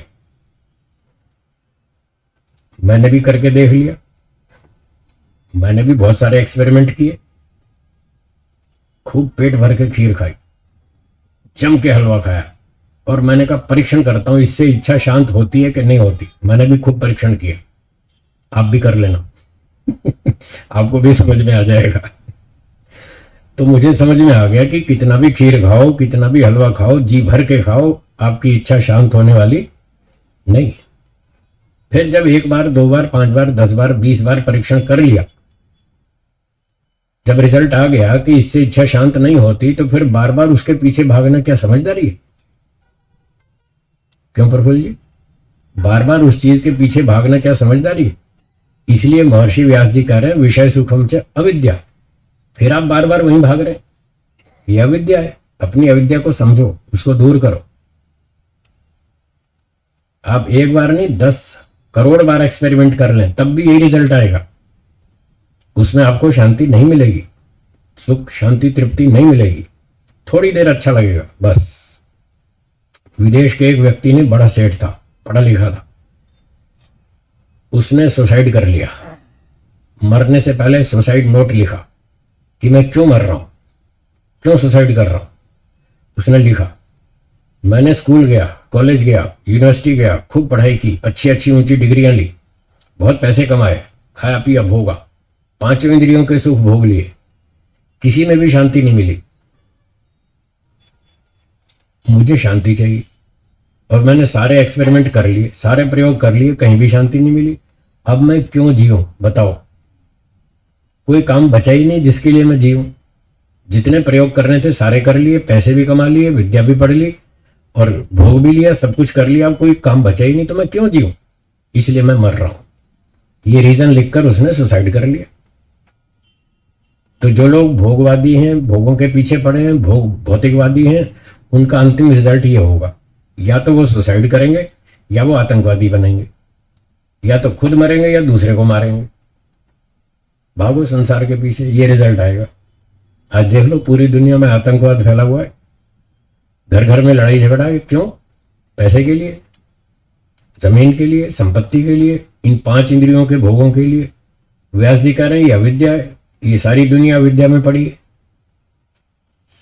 इसलिए वो चीज आज के वैज्ञानिक भी नहीं समझ पा रहे कि हम ऐसी ऐसी आइटम बनाएंगे, आईफोन बनाएंगे, आईपैड बनाएंगे, आईपॉड बनाएंगे, पता नहीं रोज नई नई चीजें बनाते रहते हैं। कभी कुछ बनाते हैं, कभी कुछ बनाते हैं, फिर भी अंतिम रिजल्ट तो कुछ नहीं है, शांति तो नहीं मिलेगी। इस बात को वो नहीं जानते, इस बात को ऋषि लोग जानते, इसलिए उन्होंने कहा विषय सुखम च अविद्या। विषयों में पूर्ण सुख मानना अविद्या है। इसका अर्थ फिर सुनिए, विषयों में पूर्ण सुख मानना अविद्या है। क्षणिक सुख तो है, वो तो स्वीकार है। इतना भी नहीं होता तो लोग रेस्टोरेंट में लाइन लगा के नहीं बैठते संडे को शाम को। संडे शाम को देखो लाइन लगती है ना, ऐसे लाइन में बैठते हैं जैसे मंदिर के बाहर भिखारी बैठते। तो वहां थोड़ा सुख तो है ना, तभी तो लाइन लगा के बैठे, कब नंबर आएगा, वेटिंग में बैठे रहते। तो थोड़ा सुख है, पूरा नहीं है।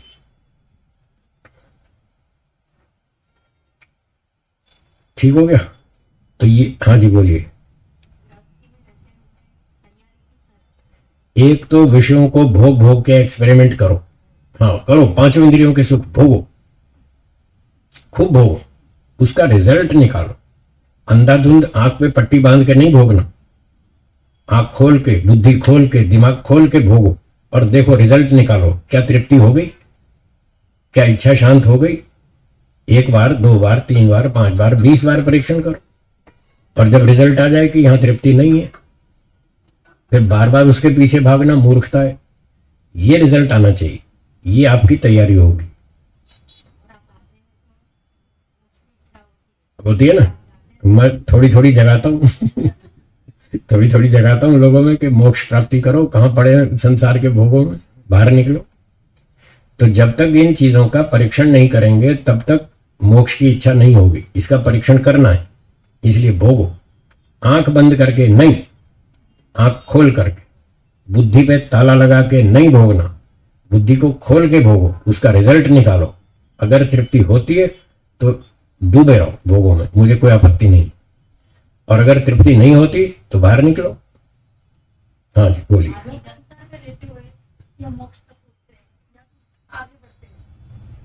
ये बच्चों के लिए खुशी होती है कि भाई उनको अब संतान में पढ़ चुके, झमेले में पढ़ चुके हैं और अब मोक्ष की बाजू बढ़ना। लेकिन एक आयु के बाद जैसे कि बच्चों को एक लेवल पे ला चुके हैं और फिर हम आगे बढ़े, और या फिर अभी तो जैसे इच्छा हो जाती है कि नहीं कुछ भी नहीं। वास्तव में ये बात सही है कि कितनी भी बार कोई चीज खरीद ले, हाँ इसमें मन है, इसमें इच्छा ले ले, वापस वो इच्छा हो रही, ये भी अच्छा लग रहा है, इसमें हर चीज में कहीं शांत तो होती ही नहीं। तो आपने कहा कि हम गृहस्थ में घुस गए, बच्चे पैदा कर लिए, अब बच्चे छोड़ के मोक्ष की तरफ भागे, तो बच्चों के प्रति अपराध नहीं है क्या? यही सवाल है ना आपका। इसका उत्तर यह है, मैं ये थोड़ी कह रहा हूं कि आज ही घर छोड़ के भाग जाओ, ऐसा नहीं कह रहा मैं मेरी बात को ठीक से समझे, बीच में छोड़ के नहीं भागना। मैं तो, आपने पूछा तैयारी क्या करनी है, मैं तो तैयारी बता रहा हूं। आज से तैयारी शुरू करेंगे, 15 साल लग जाएंगे घर छोड़ने में, मजाक नहीं है घर छोड़ना। मैंने तो शादी भी नहीं की, बच्चे भी नहीं किए, मुझे घर छोड़ने में 4 साल लगे। बोलो, आपने तो शादी की, बच्चे की, आपको तो 15 साल कम से कम लगेंगे घर छोड़ने में। घर छोड़ना मजाक नहीं है। मैंने 4 साल तैयारी की, मुझे घर छोड़ना है, मुझे योग करना है, मुझे योगाभ्यास करना है, मुझे मोक्ष में जाना है, मुझे परोपकार करना है, मुझे तपस्वी बनना है, मुझे ब्रह्मचारी बनना है, मुझे सन्यासी बनना है। 4 साल तैयारी की, तब जाके घर छूटा। तो आप तो बहुत सारी मोह माया में पड़े, तो अभी छोड़ने में अभी आपको 15 साल लग जाएंगे तैयारी करने में। और जो बच्चों को छोड़ के भागना, वो तो मैं नहीं कह रहा, बच्चों को बड़ा करो, पर साथ साथ ये तैयारी करेंगे तब छूटेगा। आप बच्चे बड़े करके 25-28 साल के करके फिर सोचना शुरू कर दो और 15 साल लगेंगे, तब तक बुढ़े हो जाएंगे, तब घर बिल्कुल नहीं छूटेगा। इसलिए घर छोड़ना है तो तैयारी तो अभी से करनी पड़ेगी। तो ये तैयारी करें कि इनका परीक्षण कर करके ये रिजल्ट निकालें कि इनमें तृप्ति है या नहीं है, ये तैयारी करें। और बच्चों का पालन भी करें, कौन मना कर रहा है? बच्चों का पालन करो, उनको पढ़ाओ लिखाओ, उनको योग्य बनाओ। आपने जिम्मेदारी ली है तो करनी पड़ेगी। तो इस तरह से करना, घर छोड़ के तत्काल नहीं भागना। मेरा प्रवचन सुन के आपको जोश आ जाए और आप कल ही भाग जाए, ऐसा मत करना, मत करना। बार बार कह रहा हूं, ऐसा मत करना। ऐसे जोश में भाग गए तो 15 दिन में वापस आएंगे रोते हुए। मैं ऐसे लोगों को जानता हूं, खूब जानता हूं, जो घर छोड़ के भागते हैं गुरुकुल में, आश्रम में। 2 महीना रहते हैं, फिर घर आते हैं रोते हुए। फिर 6 महीना घर में रहते हैं, फिर भागते हैं जंगल में, आश्रम में। फिर वहां 2 महीना रहते हैं, फिर घर की याद आती है, फिर भागते। कई बार घर छोड़ चुके, कई बार घर वापस चिपक गए। तो उनकी हालत ऐसी होती है। कच्ची स्थिति में घर नहीं छोड़ना। तो तैयारी करें, परीक्षण करें, बार बार परीक्षण करें, तो आपको धीरे धीरे समझ में आ जाएगा कि इनमें कहीं भी तृप्ति नहीं है। जब ये समझ में आए तब घर छोड़ना। और आगे की पहले तैयारी कर लेना कि घर तो छोड़ देंगे, रहेंगे कहाँ, पहले अगला ठिकाना ढूंढ लेना। ये नहीं कि घर से निकल के सड़क पे आ गए फिर सोचे कहाँ जाऊं। ऐसे नहीं, ऐसे नहीं। जहां जाना है पहले वहां की तैयारी कर लेना। वहां खाने की सुविधा है कि नहीं, रहने की सुविधा है या नहीं, कोई पढ़ाने वाला मिलेगा या नहीं। जो आप करना चाहते हैं वो पहले पूरी सुविधाएं देख लीजिएगा। 2, 3, 4, 5, 10 आश्रम घूमो, देखो वहां खान पान कैसा है, क्लाइमेट कैसा है, पानी कैसा है, भोजन पाचन ठीक है कि नहीं, आसपास के लोग ठीक हैं या नहीं, जिनके साथ हमको रहना है वो लोग कैसे हैं। ये सारा परीक्षण करके फिर घर छोड़ना, जल्दी नहीं छोड़ना। तब तक अपनी मानसिक तैयारी करते रहें। तो सोच समझ के बुद्धिमत्ता से काम करें। ठीक है जी, हो गया समाधान आपका। तो ये तैयारी करनी है, मानसिक तैयारी ज्यादा करनी है। आप अभी तैयारी करेंगे कि संसार में कहीं सुख शांति संतोष तृप्ति पूरी तरह से नहीं है। एक दिन ये सारी चीजें छोड़नी पड़ेंगी। अगर अभी से तैयारी करेंगे तो जब संसार छोड़ेंगे तब आपको दुख नहीं होगा, कष्ट नहीं होगा। एक दिन तो छोड़ के जाना ही पड़ेगा ना, या 20,000 साल जिएंगे यहाँ छोड़ना पड़ेगा ना, तब भी तो छूटेगा। घर परिवार संपत्ति मोह माया तब भी छोड़नी पड़ेगी। अगर पहले से तैयारी करके छोड़ेंगे तो आपको कष्ट नहीं होगा, छोड़ते समय कष्ट नहीं होगा। और अगर तैयारी नहीं करेंगे, अचानक छोड़ना पड़ेगा, तब आपको बहुत दुख होगा, बहुत कष्ट होगा। बड़ी सारी इच्छाएं आपके साथ चली जाएंगी अगले जन्म में। जब तक वो इच्छाएं साथ जाएंगी तब तक अगला जन्म चालू रहेगा। इसलिए सन्यासी को ये विधान बताया शास्त्र में, सन्यासी को ये विधान बताया, 2-4 दिन से ज्यादा टिकना ही नहीं, छोड़ते रहो, चलते रहो, छोड़ते रहो। आज यहाँ 4 दिन टुके, फिर अगले स्टेशन पे जाओ, 2-4 दिन वहां प्रचार किया, फिर आगे निकलो। लगातार लंबे समय तक एक जगह टिकना ही नहीं, ताकि ये राग मोह माया बने ही नहीं। इसलिए घूमते रहो, सन्यासी का काम है घूमते रहना। तो मैं इसी हिसाब से चलता हूं, 2-4 दिन से ज्यादा कहीं नहीं टिकता। आपको भी 4 दिन का समय दिया, यहां से रोज हट जाऊंगा, वहां भी 4 दिन, फिर आगे चलो, फिर 2 दिन, कहीं 4 दिन, कहीं 3 दिन, कहीं 2 दिन, फिर अगला स्टेशन। इसलिए घूमते रहने का, तो राग नहीं बनेगा जी।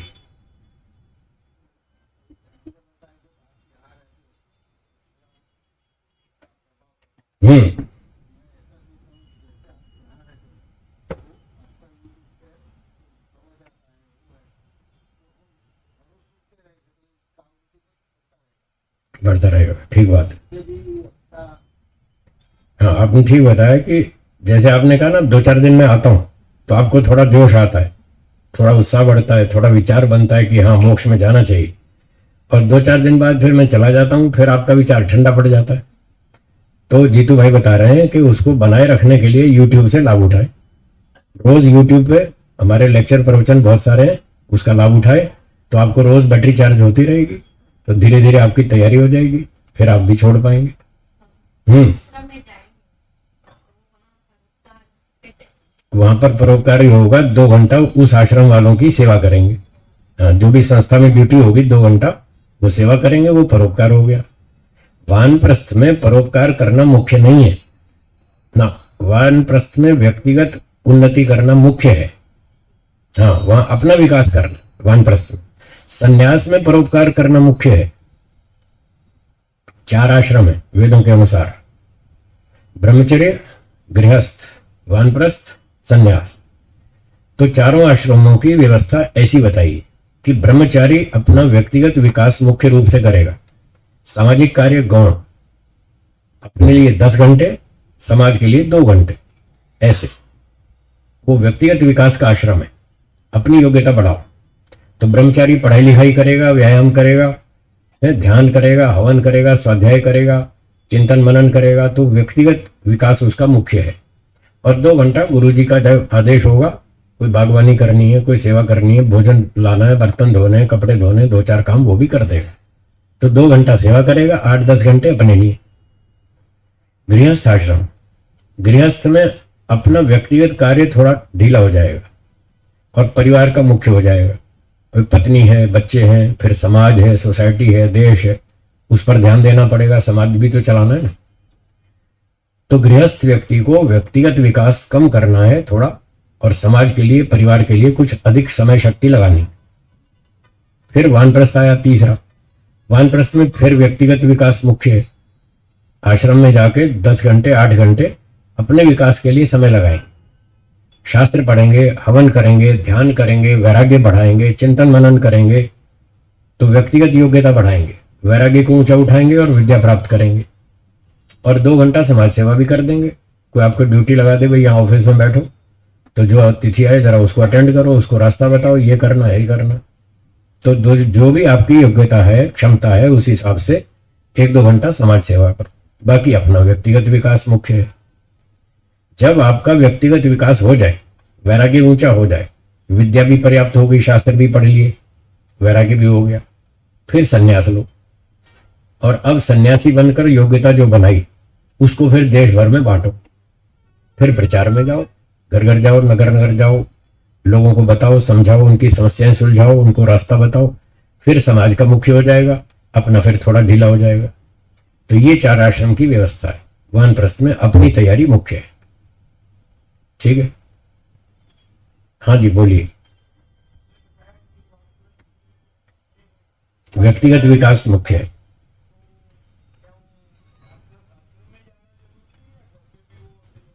वानप्रस्थ, वन में जाना।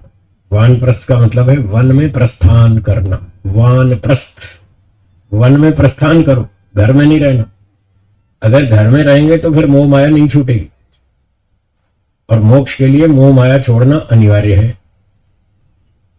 जब तक मोह माया नहीं छूटेगी, संसार में राग आसक्ति नहीं छूटेगी, क्या मोक्ष हो जाएगा? हाँ या ना प्रफुल्ल जी? नहीं होगा ना, छोड़ना पड़ेगा। अब कब छूटेगा वो आपकी अपनी व्यक्तिगत स्थिति है, वो अलग है।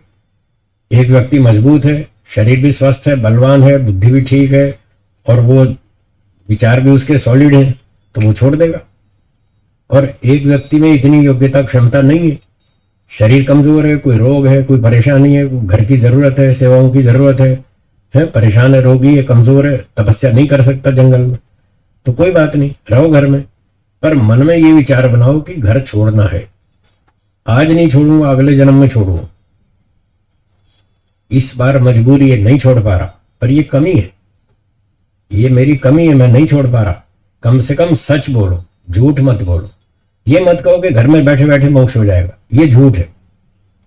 कितने ही वक्ता मंच पर बैठ के बोलते हैं गृहस्थी का मोक्ष होता है, वो झूठ बोलते। अगर गृहस्थी का मोक्ष हो जाता तो फिर ईश्वर ने बाकी 2 आश्रम क्यों बताए? वानप्रस्थ और संन्यास का विधान ही क्यों किया? घर में रह के मोक्ष हो जाता तो 2 ही आश्रम बनाता, ब्रह्मचारी बनो, गृहस्थी बनो और मोक्ष में जाओ। फिर 2 आश्रम फालतू के क्यों बताए? ईश्वर तो गलती करता नहीं। अगर ईश्वर का विचार है 4 आश्रम जरूरी है, मनुष्य का विचार है 2 आश्रम चाहिए, तो किसका ठीक और किसका गलत? ईश्वर का ठीक है। इसलिए झूठ मत बोलो कि गृहस्थी का मोक्ष होता है, बिल्कुल नहीं होता, हो ही नहीं सकता। 5वें समोल्लास पढ़िए सत्याप्रकाश का, प्रमाण भी दे रहा हूं। 5वें समोल्लास में लिखा है मोक्ष केवल सन्यासी का होता है, साफ लिखा है। अति उग्र तपश्चरण करने वाले सन्यासियों का ही भी लिखा है। ही लिख दिया तो बाकी सबके दरवाजे बंद हो गए। अति उग्र तपश्चरण करने वाले सन्यासियों का ही मोक्ष होता है, अन्यों का नहीं। ये भी लिखा है अन्यों का नहीं होता, साफ ब्रेक लगा रखी। तो वो लिखने वाला पागल थोड़ी है, वो समझदार है, बहुत बुद्धिमान, समाधि प्राप्त है, ऊंचा ऋषि है, वेदों को जानता है, ईश्वर से बात करता है, उससे पूछ के लिखा है उसने। तो उसकी बात में बहुत ताकत है, बहुत दम है। और हमारा विचार उसके विरुद्ध है तो हमारे में कमी, हमारी समझ की कमी। तो अपनी समझ को ठीक करें, भ्रांति ना फैलाएं, झूठ ना बोलें, सत्य बोलें कि हाँ सन्यासी का ही मोक्ष होता है। मुझ में अभी शक्ति कम है, मैं अपनी शक्ति बढ़ाऊंगा, मैं भी सन्यासी बनूंगा। आज नहीं बनूंगा, अगले जन्म में बनूंगा, 4 जन्म बाद बनूंगा, पर बनूंगा जरूर, क्योंकि मोक्ष के लिए दूसरा कोई उपाय नहीं है, न अन्य पंथा। ठीक है जी, है सोचते रहो, हाँ सोचते रहो। इस जन्म में नहीं हुआ तो अगले में करूंगा। इससे आपके संस्कार बनेंगे, ये संस्कार बनेंगे कि मोक्ष में जाना अनिवार्य है और उसके लिए संन्यास कंपलसरी है। ये संस्कार बनेंगे और ये संस्कार आपके अगले जन्म में साथ जाएंगे और आपको मोक्ष की तरफ आगे बढ़ाएंगे। अब यहां देखो हमारी क्लास चल रही है, थोड़े से लोग आके बैठे, बाकी अपना कोई नाश्ता कर रहा है, कोई पार्टी में जा रहा है, कोई ऑफिस जा रहा है, कोई दुकान पे पैसे कमा रहा है। वो क्यों नहीं आए यहाँ? उनके संस्कार कम है, आपके संस्कार उन लोगों से ज्यादा है, इसलिए आप 4 काम छोड़ के यहाँ बैठे। चालू दिन है, वर्किंग डे है, आज मंगलवार है। वर्किंग डे में काम छोड़ के घर के भी और ऑफिस के भी आप यहाँ पर बैठे। इससे पता चलता है आपके अंदर कुछ संस्कार है, आप कुछ विद्या को कुछ समझते हैं, कुछ मूल्य जानते हैं, इसलिए 4 काम छोड़ के यहाँ बैठे। तो ऐसी बात है, तो वो संस्कार साथ आएंगे तभी हम धीरे धीरे प्रगति करेंगे। कोई सीधा आसमान में नहीं चढ़ जाता, सूर्योदय होता है, क्या एक झटके में ऊपर आ जाता है? टाइम लगता है ना, धीरे धीरे ऊपर आता है। तो ऐसे कोई एक झटके में सन्यासी नहीं बनता, कोई एक झटके में विद्वान नहीं बनता। वो कितने ही जन्मों तक तपस्या करता है, कितने ही जन्मों तक वो मेहनत करता है, उसके संस्कार बनते रहते हैं, वो संस्कार उसको हर जन्म में सपोर्ट करते हैं, तब जाके वो इतने ऊंचे लेवल पर आता है। महर्षि दयानंद कितने ऊंचे स्तर पर गए, कोई एक जन्म की बात थोड़ी है, पीछे कितने ही जन्म तपस्या की होगी उन्होंने। तो वही हम भी कह रहे हैं कि आप और हम सब उसी लाइन में चल रहे हैं, सबको मोक्ष में जाना है। तो थोड़ा थोड़ा पीछे करके आए, थोड़ा अब करेंगे, थोड़ा आगे करेंगे, ऐसे हम भी पहुंच जाएंगे मोक्ष में। ठीक हो गया? तो ये मानसिक तैयारी करनी है कि हमें मोक्ष में जाना है, मोक्ष में जाना है, सबको जाना है, कुत्ते गधे को भी जाना है, उल्लू को भी जाना है। हमारे पास तो बहुत ज्यादा बुद्धि है, फिर हम क्यों नहीं जाएंगे? सबको जाना है, मोक्ष के बिना कहीं छुटकारा नहीं है। कल बात चल रही थी दुख से निवृत्ति के लिए प्रयत्न स्वाभाविक है, प्रयत्न गुण स्वाभाविक भी है और नैमित्तिक भी है, दोनों बताए थे। तो दुख से हमें द्वेष है, वो स्वाभाविक है, तो दुख से निवृत्ति का प्रयत्न भी स्वाभाविक है। तो दुख से निवृत्ति तो मोक्ष में होगी, तो मोक्ष के लिए प्रयत्न स्वाभाविक है। जब तक मोक्ष नहीं मिलेगा तब तक आप मेहनत करते ही रहेंगे, करते ही रहेंगे। ठीक है, आगे चले, चलिए कहां तक पहुंच गए? तदर्थ एवं दृश्यस्य आत्मा, ये जो संसार है इसका स्वरूप जीवात्मा के लिए है। तो जीवात्मा अपने पिछले कर्मों का फल भोग ले और आगे मोक्ष के लिए तैयारी करे, इसलिए जगत बनाया। अब एक व्यक्ति ने तैयारी शुरू की, 1 जन्म बीत गया, 2 जन्म बीत गया, 50 जन्म बीत गए, 200 जन्म बीत गए, वो तैयारी कर रहा है। धीरे धीरे धीरे उसकी योग्यता बन गई, उसको समझ में आ गया ये सब संसार कचरा पेटी है। 2-4 वाक्य तो रट लीजिए अगर आपको मोक्ष में जाना है, अगर वैराग्य उत्पन्न करना है, 2-4 वाक्य तो रट लीजिए, ये संसार कचरा पेटी है। और झूठ नहीं है, ये सच है बिल्कुल। हाँ, मैं ऐसे फालतू बातें नहीं कर रहा, ये सब ऋषियों की बातें, ये वेदों की बातें। शब्द मेरे हैं, वो शब्द वेदों के आधार पर, ऋषियों के आधार पर चुन चुन के मैंने ऐसे बढ़िया सेलेक्ट कर रखे हैं जो आपको फटाफट ऊपर उठाएंगे, वैराग्य उत्पन्न करेंगे। तो एक वाक्य रट लीजिए, ये संसार कचरा पेटी है। बोलिए, संसार दुखों का घर है, संसार मूर्खों के रहने की जगह है। बोलिए बोलिए। जगह है। मैं सच कह रहा हूं, ये बुद्धिमानों की रहने की जगह नहीं है, सत्य है। आप भी हो रहे हाँ, मैं भी इसमें हूं। मैं कौन सा पूरा बुद्धिमान हो गया हूं? मेरी बात ध्यान से सुने, मैं बहुत नाप तोल कर बोलता हूं। मैंने भी अभी पूरी बुद्धिमत्ता प्राप्त नहीं की है, जो थोड़ी कसर है उसी के लिए तो आया हूं जन्म लेकर। अगर आपसे ज्यादा बुद्धिमान हूं, और इस बात का प्रमाण है कि मैंने संन्यास ले लिया, घर छोड़ दिया, आपने अभी नहीं छोड़ा। ये इस बात का प्रमाण है। तो बुद्धिमान बनने के लिए ही तो आए यहाँ पर। जो अविद्या बची है उसको उखाड़ के खत्म करना। और जब ये अविद्या मेरी खत्म हो जाएगी तो क्या मैं फिर अगला जन्म लूंगा? नहीं लूंगा। जब आपकी अविद्या खत्म हो जाएगी आप भी जन्म नहीं लेंगे। तो इससे अर्थ क्या निकला? जब तक जन्म लिया है थोड़ी अविद्या बाकी बची है, उसको, जिसमें अविद्या है तो वो बुद्धिमान कहाँ हुआ? पूरा बुद्धिमान नहीं है। जब अविद्या पूरी नष्ट हो जाएगी तो व्यक्ति पूरा बुद्धिमान हो जाएगा। जब पूरा बुद्धिमान हो जाएगा तो कहाँ रहेगा? मोक्ष में। बाकी बचे हुए मूर्ख। बाकी बचे हुए मूर्ख। इसलिए संसार मूर्खों के रहने की जगह है। ये जानबूझ के कठोर शब्द बोल रहा हूं, चुभने के लिए, आपको चुभाने के लिए, ताकि थोड़ी आपको भी हलचल मचे, थोड़ी खटपट हो और कहे यार हम बुद्धिमान, हम मूर्ख हैं। आपको सोचने का अवसर मिले, इसलिए जानबूझ के कठोर शब्द बोल रहा हूं, थोड़ा चुभाने के लिए। आपको ये चुभना चाहिए, तभी आप छोड़ेंगे संसार को, नहीं तो नहीं छोड़ेंगे।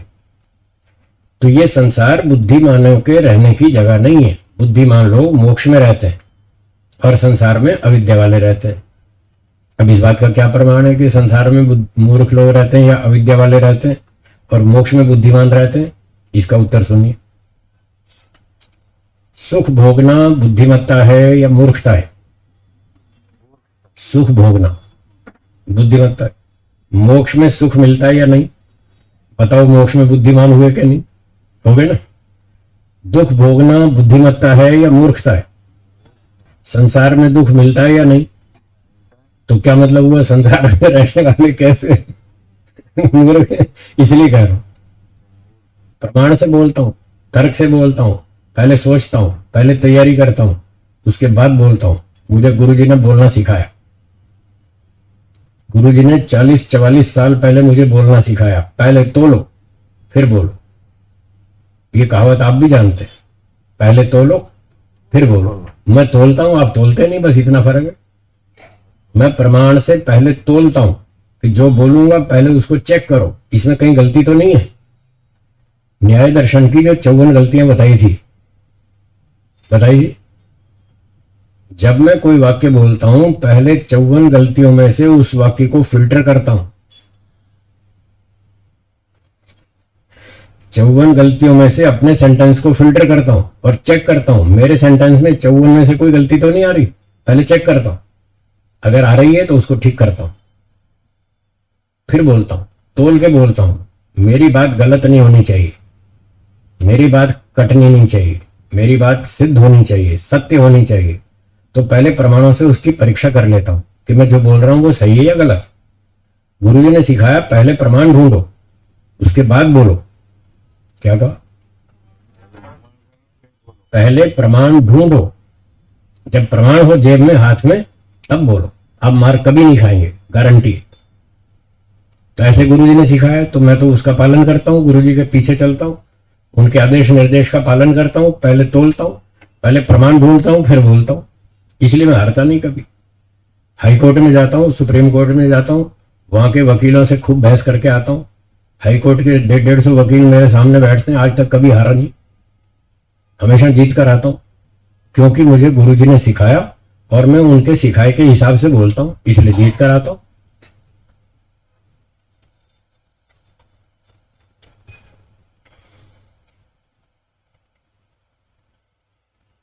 हाँ जी, ठीक हो गया। तो अब बात ये चल रही है, जिस व्यक्ति की अविद्या दूर हो गई, उसने पूरी अविद्या समाधि लगा करके रगड़ मारी, खत्म कर दी, नष्ट कर दी, अब उसका मोक्ष हो जाएगा। जीवात्मा के लिए संसार बनाया, भोग और अपवर्ग के लिए, एक व्यक्ति ने दोनों काम सिद्ध कर लिए, कर्मफल भी भोग लिया और अपवर्ग भी हो गया, मोक्ष भी हो गया उसका। तो अब संसार की क्या जरूरत है? जिस पर्पज से बनाया था संसार वो पर्पज पूरा हो गया, तो अब संसार को मिटा देना चाहिए, अब कोई जरूरत नहीं है। तो किसी विद्यार्थी ने पूछा, गुरुजी अगर किसी व्यक्ति को समाधि प्राप्त हो गई, उसको तत्व ज्ञान हो गया, ईश्वर से प्राप्त कर लिया और अविद्या भी रगड़ मारी, सारे पांचों क्लेश खत्म कर दिए, तो उसका तो काम कंप्लीट हो गया। उसका नाम है कृतार्थ। क्या नाम है? अर्थ माने प्रयोजन, कृत माने कर लिया। जिसने अपना प्रयोजन पूरा कर लिया, जिसने अपना प्रयोजन पूरा कर लिया वो है कृतार्थ। तो कृतार्थ के लिए तो जगत यूजलेस है, अब तो उसके लिए बेकार है, उसने क्या करना, जो करना था कर लिया। तो क्या फिर जब एक व्यक्ति का मोक्ष हो गया तो क्या ये संसार को फिर ईश्वर तोड़ देगा, नष्ट कर देगा? तो गुरु जी ने कहा नहीं, मुक्ति केवल एक की हुई है, अभी और करोड़ों बैठे यहां उसकी मुक्ति हुई है, बाकियों की तो नहीं हुई ना। बाकियों का प्रयोजन अभी पूरा नहीं हुआ, उनके लिए यूजफुल है, इसलिए भगवान इस संसार को चालू रखेगा, खत्म नहीं करेगा। इस बात को अगले सूत्र में देखिए, 22वां। बोलिए, कृतार्थम प्रति अर्थम प्रति नष्टम अपि नष्टम अपि अनष्टम अनष्टम तद अन्य तद अन्य साधारणत्वात्। साधारणत्वात्। जो कृतार्थ हो गया, जिसने काम पूरा कर लिया, वो तो गया मोक्ष में, उसके लिए जगत बेकार है, यूजलेस है, वो छोड़ के अपना निकल लेगा। उसके 3 शरीर परमात्मा तोड़ फोड़ के खत्म कर देगा और आत्मा को शरीरों से, बंधन से मुक्त कर देगा। जाओ मोक्ष में, तुम्हारा काम पूरा हो गया। तो कृतार्थ के प्रति ये जगत नष्टम, बेकार, खत्म, यूजलेस, वो तो चला गया। लेकिन अनष्टम, बाकियों के लिए अभी नष्ट नहीं करना है, उनके लिए चालू रखना है। तद अन्य साधारणत्वात्, उस मुक्त आत्मा से भिन्न जो आत्माएं हैं अभी संसार में बैठी हैं, जिनमें अविद्या बची हुई है, उनके लिए तो काम की चीज है ना। उनको तो अभी संसार में सुख दिख रहा है, वो तो अभी डॉक्टर बनेंगे, इंजीनियर बनेंगे, पायलट बनेंगे, वकील बनेंगे, पैसे कमाएंगे, पार्टी में जाएंगे, डांस करेंगे, खाएंगे पिएंगे, मजा करेंगे। उनके लिए तो अभी एक्सपेरिमेंट करना बाकी है। तो गुरुजी ने यह समझाया कि वो लोग अभी, उनका काम अधूरा है, उनका काम बाकी है, वो सारे एक्सपेरिमेंट करेंगे, इसलिए उनके लिए ईश्वर संसार चलाता रहेगा, चालू रहेगा। करोड़ों में 1 आध 2 4 लोग जाएंगे मोक्ष में, बाकी संसार चलाते रहेंगे। तो लोग कहते हैं जी ये संसार, सारे मोक्ष में चले जाएंगे तो संसार कैसे चलेगा? नहीं, बंद होगा। ये सूत्र प्रमाण है। इक्का दुक्का जाएगा करोड़ों में, बाकियों के लिए चलता रहेगा। और फिर कई 100 साल बाद कोई इक्का दुक्का और तैयार हो जाएगा, फिर वो भी चला जाएगा। अगले 100 साल में एक आध और चला जाएगा।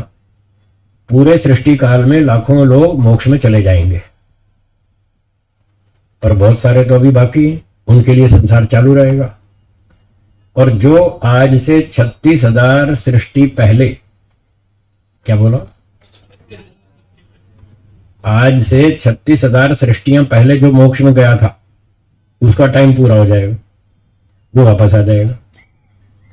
लालचंद जी, वो वापस आएगा कि नहीं आएगा ना? तो 2 4 जाएंगे, 2 4 वापस आएंगे, दुनिया चलती रहेगी, नो टेंशन ये खत्म नहीं होगी। 2 4 जाएंगे, 2 4 वापस भी तो आएंगे। अनंत काल के लिए मोक्ष नहीं है, जब टाइम पूरा हो जाएगा वापस आएंगे। तो इसलिए कुछ जाएंगे, कुछ आएंगे, संसार चलता रहेगा। बाजार कभी बंद थोड़ी होता है चालू रहता है। कुछ ग्राहक कपड़ा लेके चले जाते हैं, फिर जिनके पास नहीं है अगले दिन वो आते हैं, वो खरीदने आते हैं, आपकी दुकान चालू रहती है, चलती रहती है। इसलिए कहा इदानीम इव सर्वत्र न अत्यंतोच्छेदा, सांख्य दर्शन का सूत्र है, पहले अध्याय का। इदानीम इव, जैसे अब संसार चल रहा है, सर्वत्र, हमेशा ऐसे ही चलेगा। न अत्यंतोच्छेदा, पूरी तरह बंद कभी नहीं होगा, कभी भी पूरी तरह से बंद नहीं होगा। कुछ जाते रहेंगे, कुछ आते रहेंगे, दुनिया चलती रहेगी। और फिर आगे दूसरी बात मैं मजाक से कहता हूं लोगों को, अरे भाई चले ना चले तुम्हारी क्या टेंशन है, तुम चला रहे हो क्या जो चला रहा है ये तो उसकी टेंशन है। ये तो उसको सोचना है कि सारे मोक्ष में चले गए तो मेरी दुनिया कैसे चलेगी। ये सोचना तो ईश्वर का काम है, आपका थोड़ी। आप क्यों दुखी हो रहे? आप तो अपना हिसाब देखो, आपको ये सोचना है मेरा मोक्ष कैसे होगा, बस इतना सोचो। मैं दुख से कैसे छूटूंगा, आपको इस बात पर ज्यादा कंसंट्रेट करना। और फिर उसका रास्ता गुरुजन बताएंगे कि आपका मोक्ष कैसे होगा। तैयारी करो, योगाभ्यास करो, वैराग्य उत्पन्न करो और फिर परोपकार भी करो। तो आप जब परोपकार करेंगे तो दो चार और भी तैयार हो जाएंगे। आपका मोक्ष भी तब होगा जब आप परोपकार करेंगे। स्वार्थी बनेंगे तो नहीं होगा। ये उसका सिलेबस है, उसका प्रोसीजर है कि आपको परोपकार करना होगा, तब ईश्वर आपको मोक्ष देगा। स्वार्थियों के लिए नो एंट्री, मोक्ष में नो एंट्री। स्वार्थियों को मोक्ष में एंट्री नहीं मिलती है। तो आपको परोपकार भी करना पड़ेगा और फिर आपका भी मोक्ष हो जाएगा, दूसरों को भी जोश आएगा, धीरे धीरे वो भी जाएंगे मोक्ष में। एक एक करके जाते रहेंगे, कुछ कुछ वापिस आते रहेंगे, दुनिया चलती रहेगी। ये हो गया 22वां सूत्र। कृतार्थम प्रति नष्टम अपि अनष्टम तदन्य साधारणत्वात्। बोलिए। अभी जो व्यक्ति स्वार्थ करता है, स्वार्थ, हाँ ठीक है, ज्यादा चाहता है, ठीक है, समझ गया। आप ये कहना चाहते हैं जो मोक्ष में जा रहा है वो तो सबसे बड़ा स्वार्थी है। मैं समझ गया आप क्या कह रहे हैं। हाँ, मुझे स्वीकार है, जो मोक्ष में जा रहा है वो सबसे बड़ा स्वार्थी है, मुझे स्वीकार है। आप भी बनो।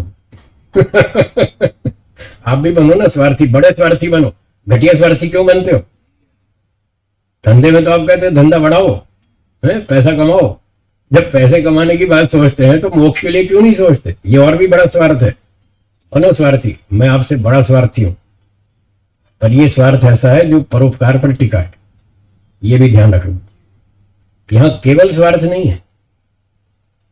ईश्वर कहता है मोक्ष उन्हीं को दूंगा जो पहले तन मन धन देश धर्म के लिए खर्च करेंगे। तन मन धन सब देश के लिए झोंक दो, उलट दो। मोक्ष चाहिए मैं दूंगा। दुनिया वालों से मत मांगो, ये नहीं देंगे मोक्ष, इनके पास नहीं है, मेरे पास है। अगर मेरी बात मुझसे मोक्ष लेना है तो मेरी शर्त माननी पड़ेगी। तो मेरी शर्त है जो भी तुम्हारे पास मैंने दिया है वो सब बांट दो। वो मेरा दिया हुआ है, तुम्हारा नहीं है। मेरा दिया हुआ है, मैं तुमसे कह रहा हूं इसको बांट दो। फिर तुम्हें क्या तकलीफ है? तुम्हें जो चाहिए वो मैं दूंगा। अब बोलो क्या तकलीफ है?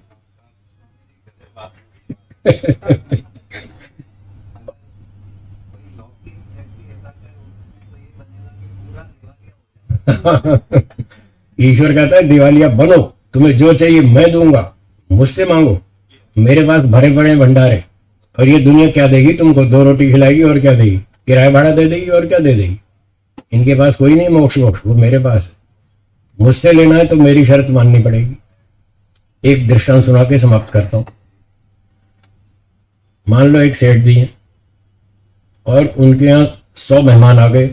कोई घर में फंक्शन है, अच्छे अच्छे वीआईपी लोग बुला लिए उन्होंने, नगर के 100 व्यक्ति, और सत्संग करना है, उसके बाद भोजन भी खिलाना है।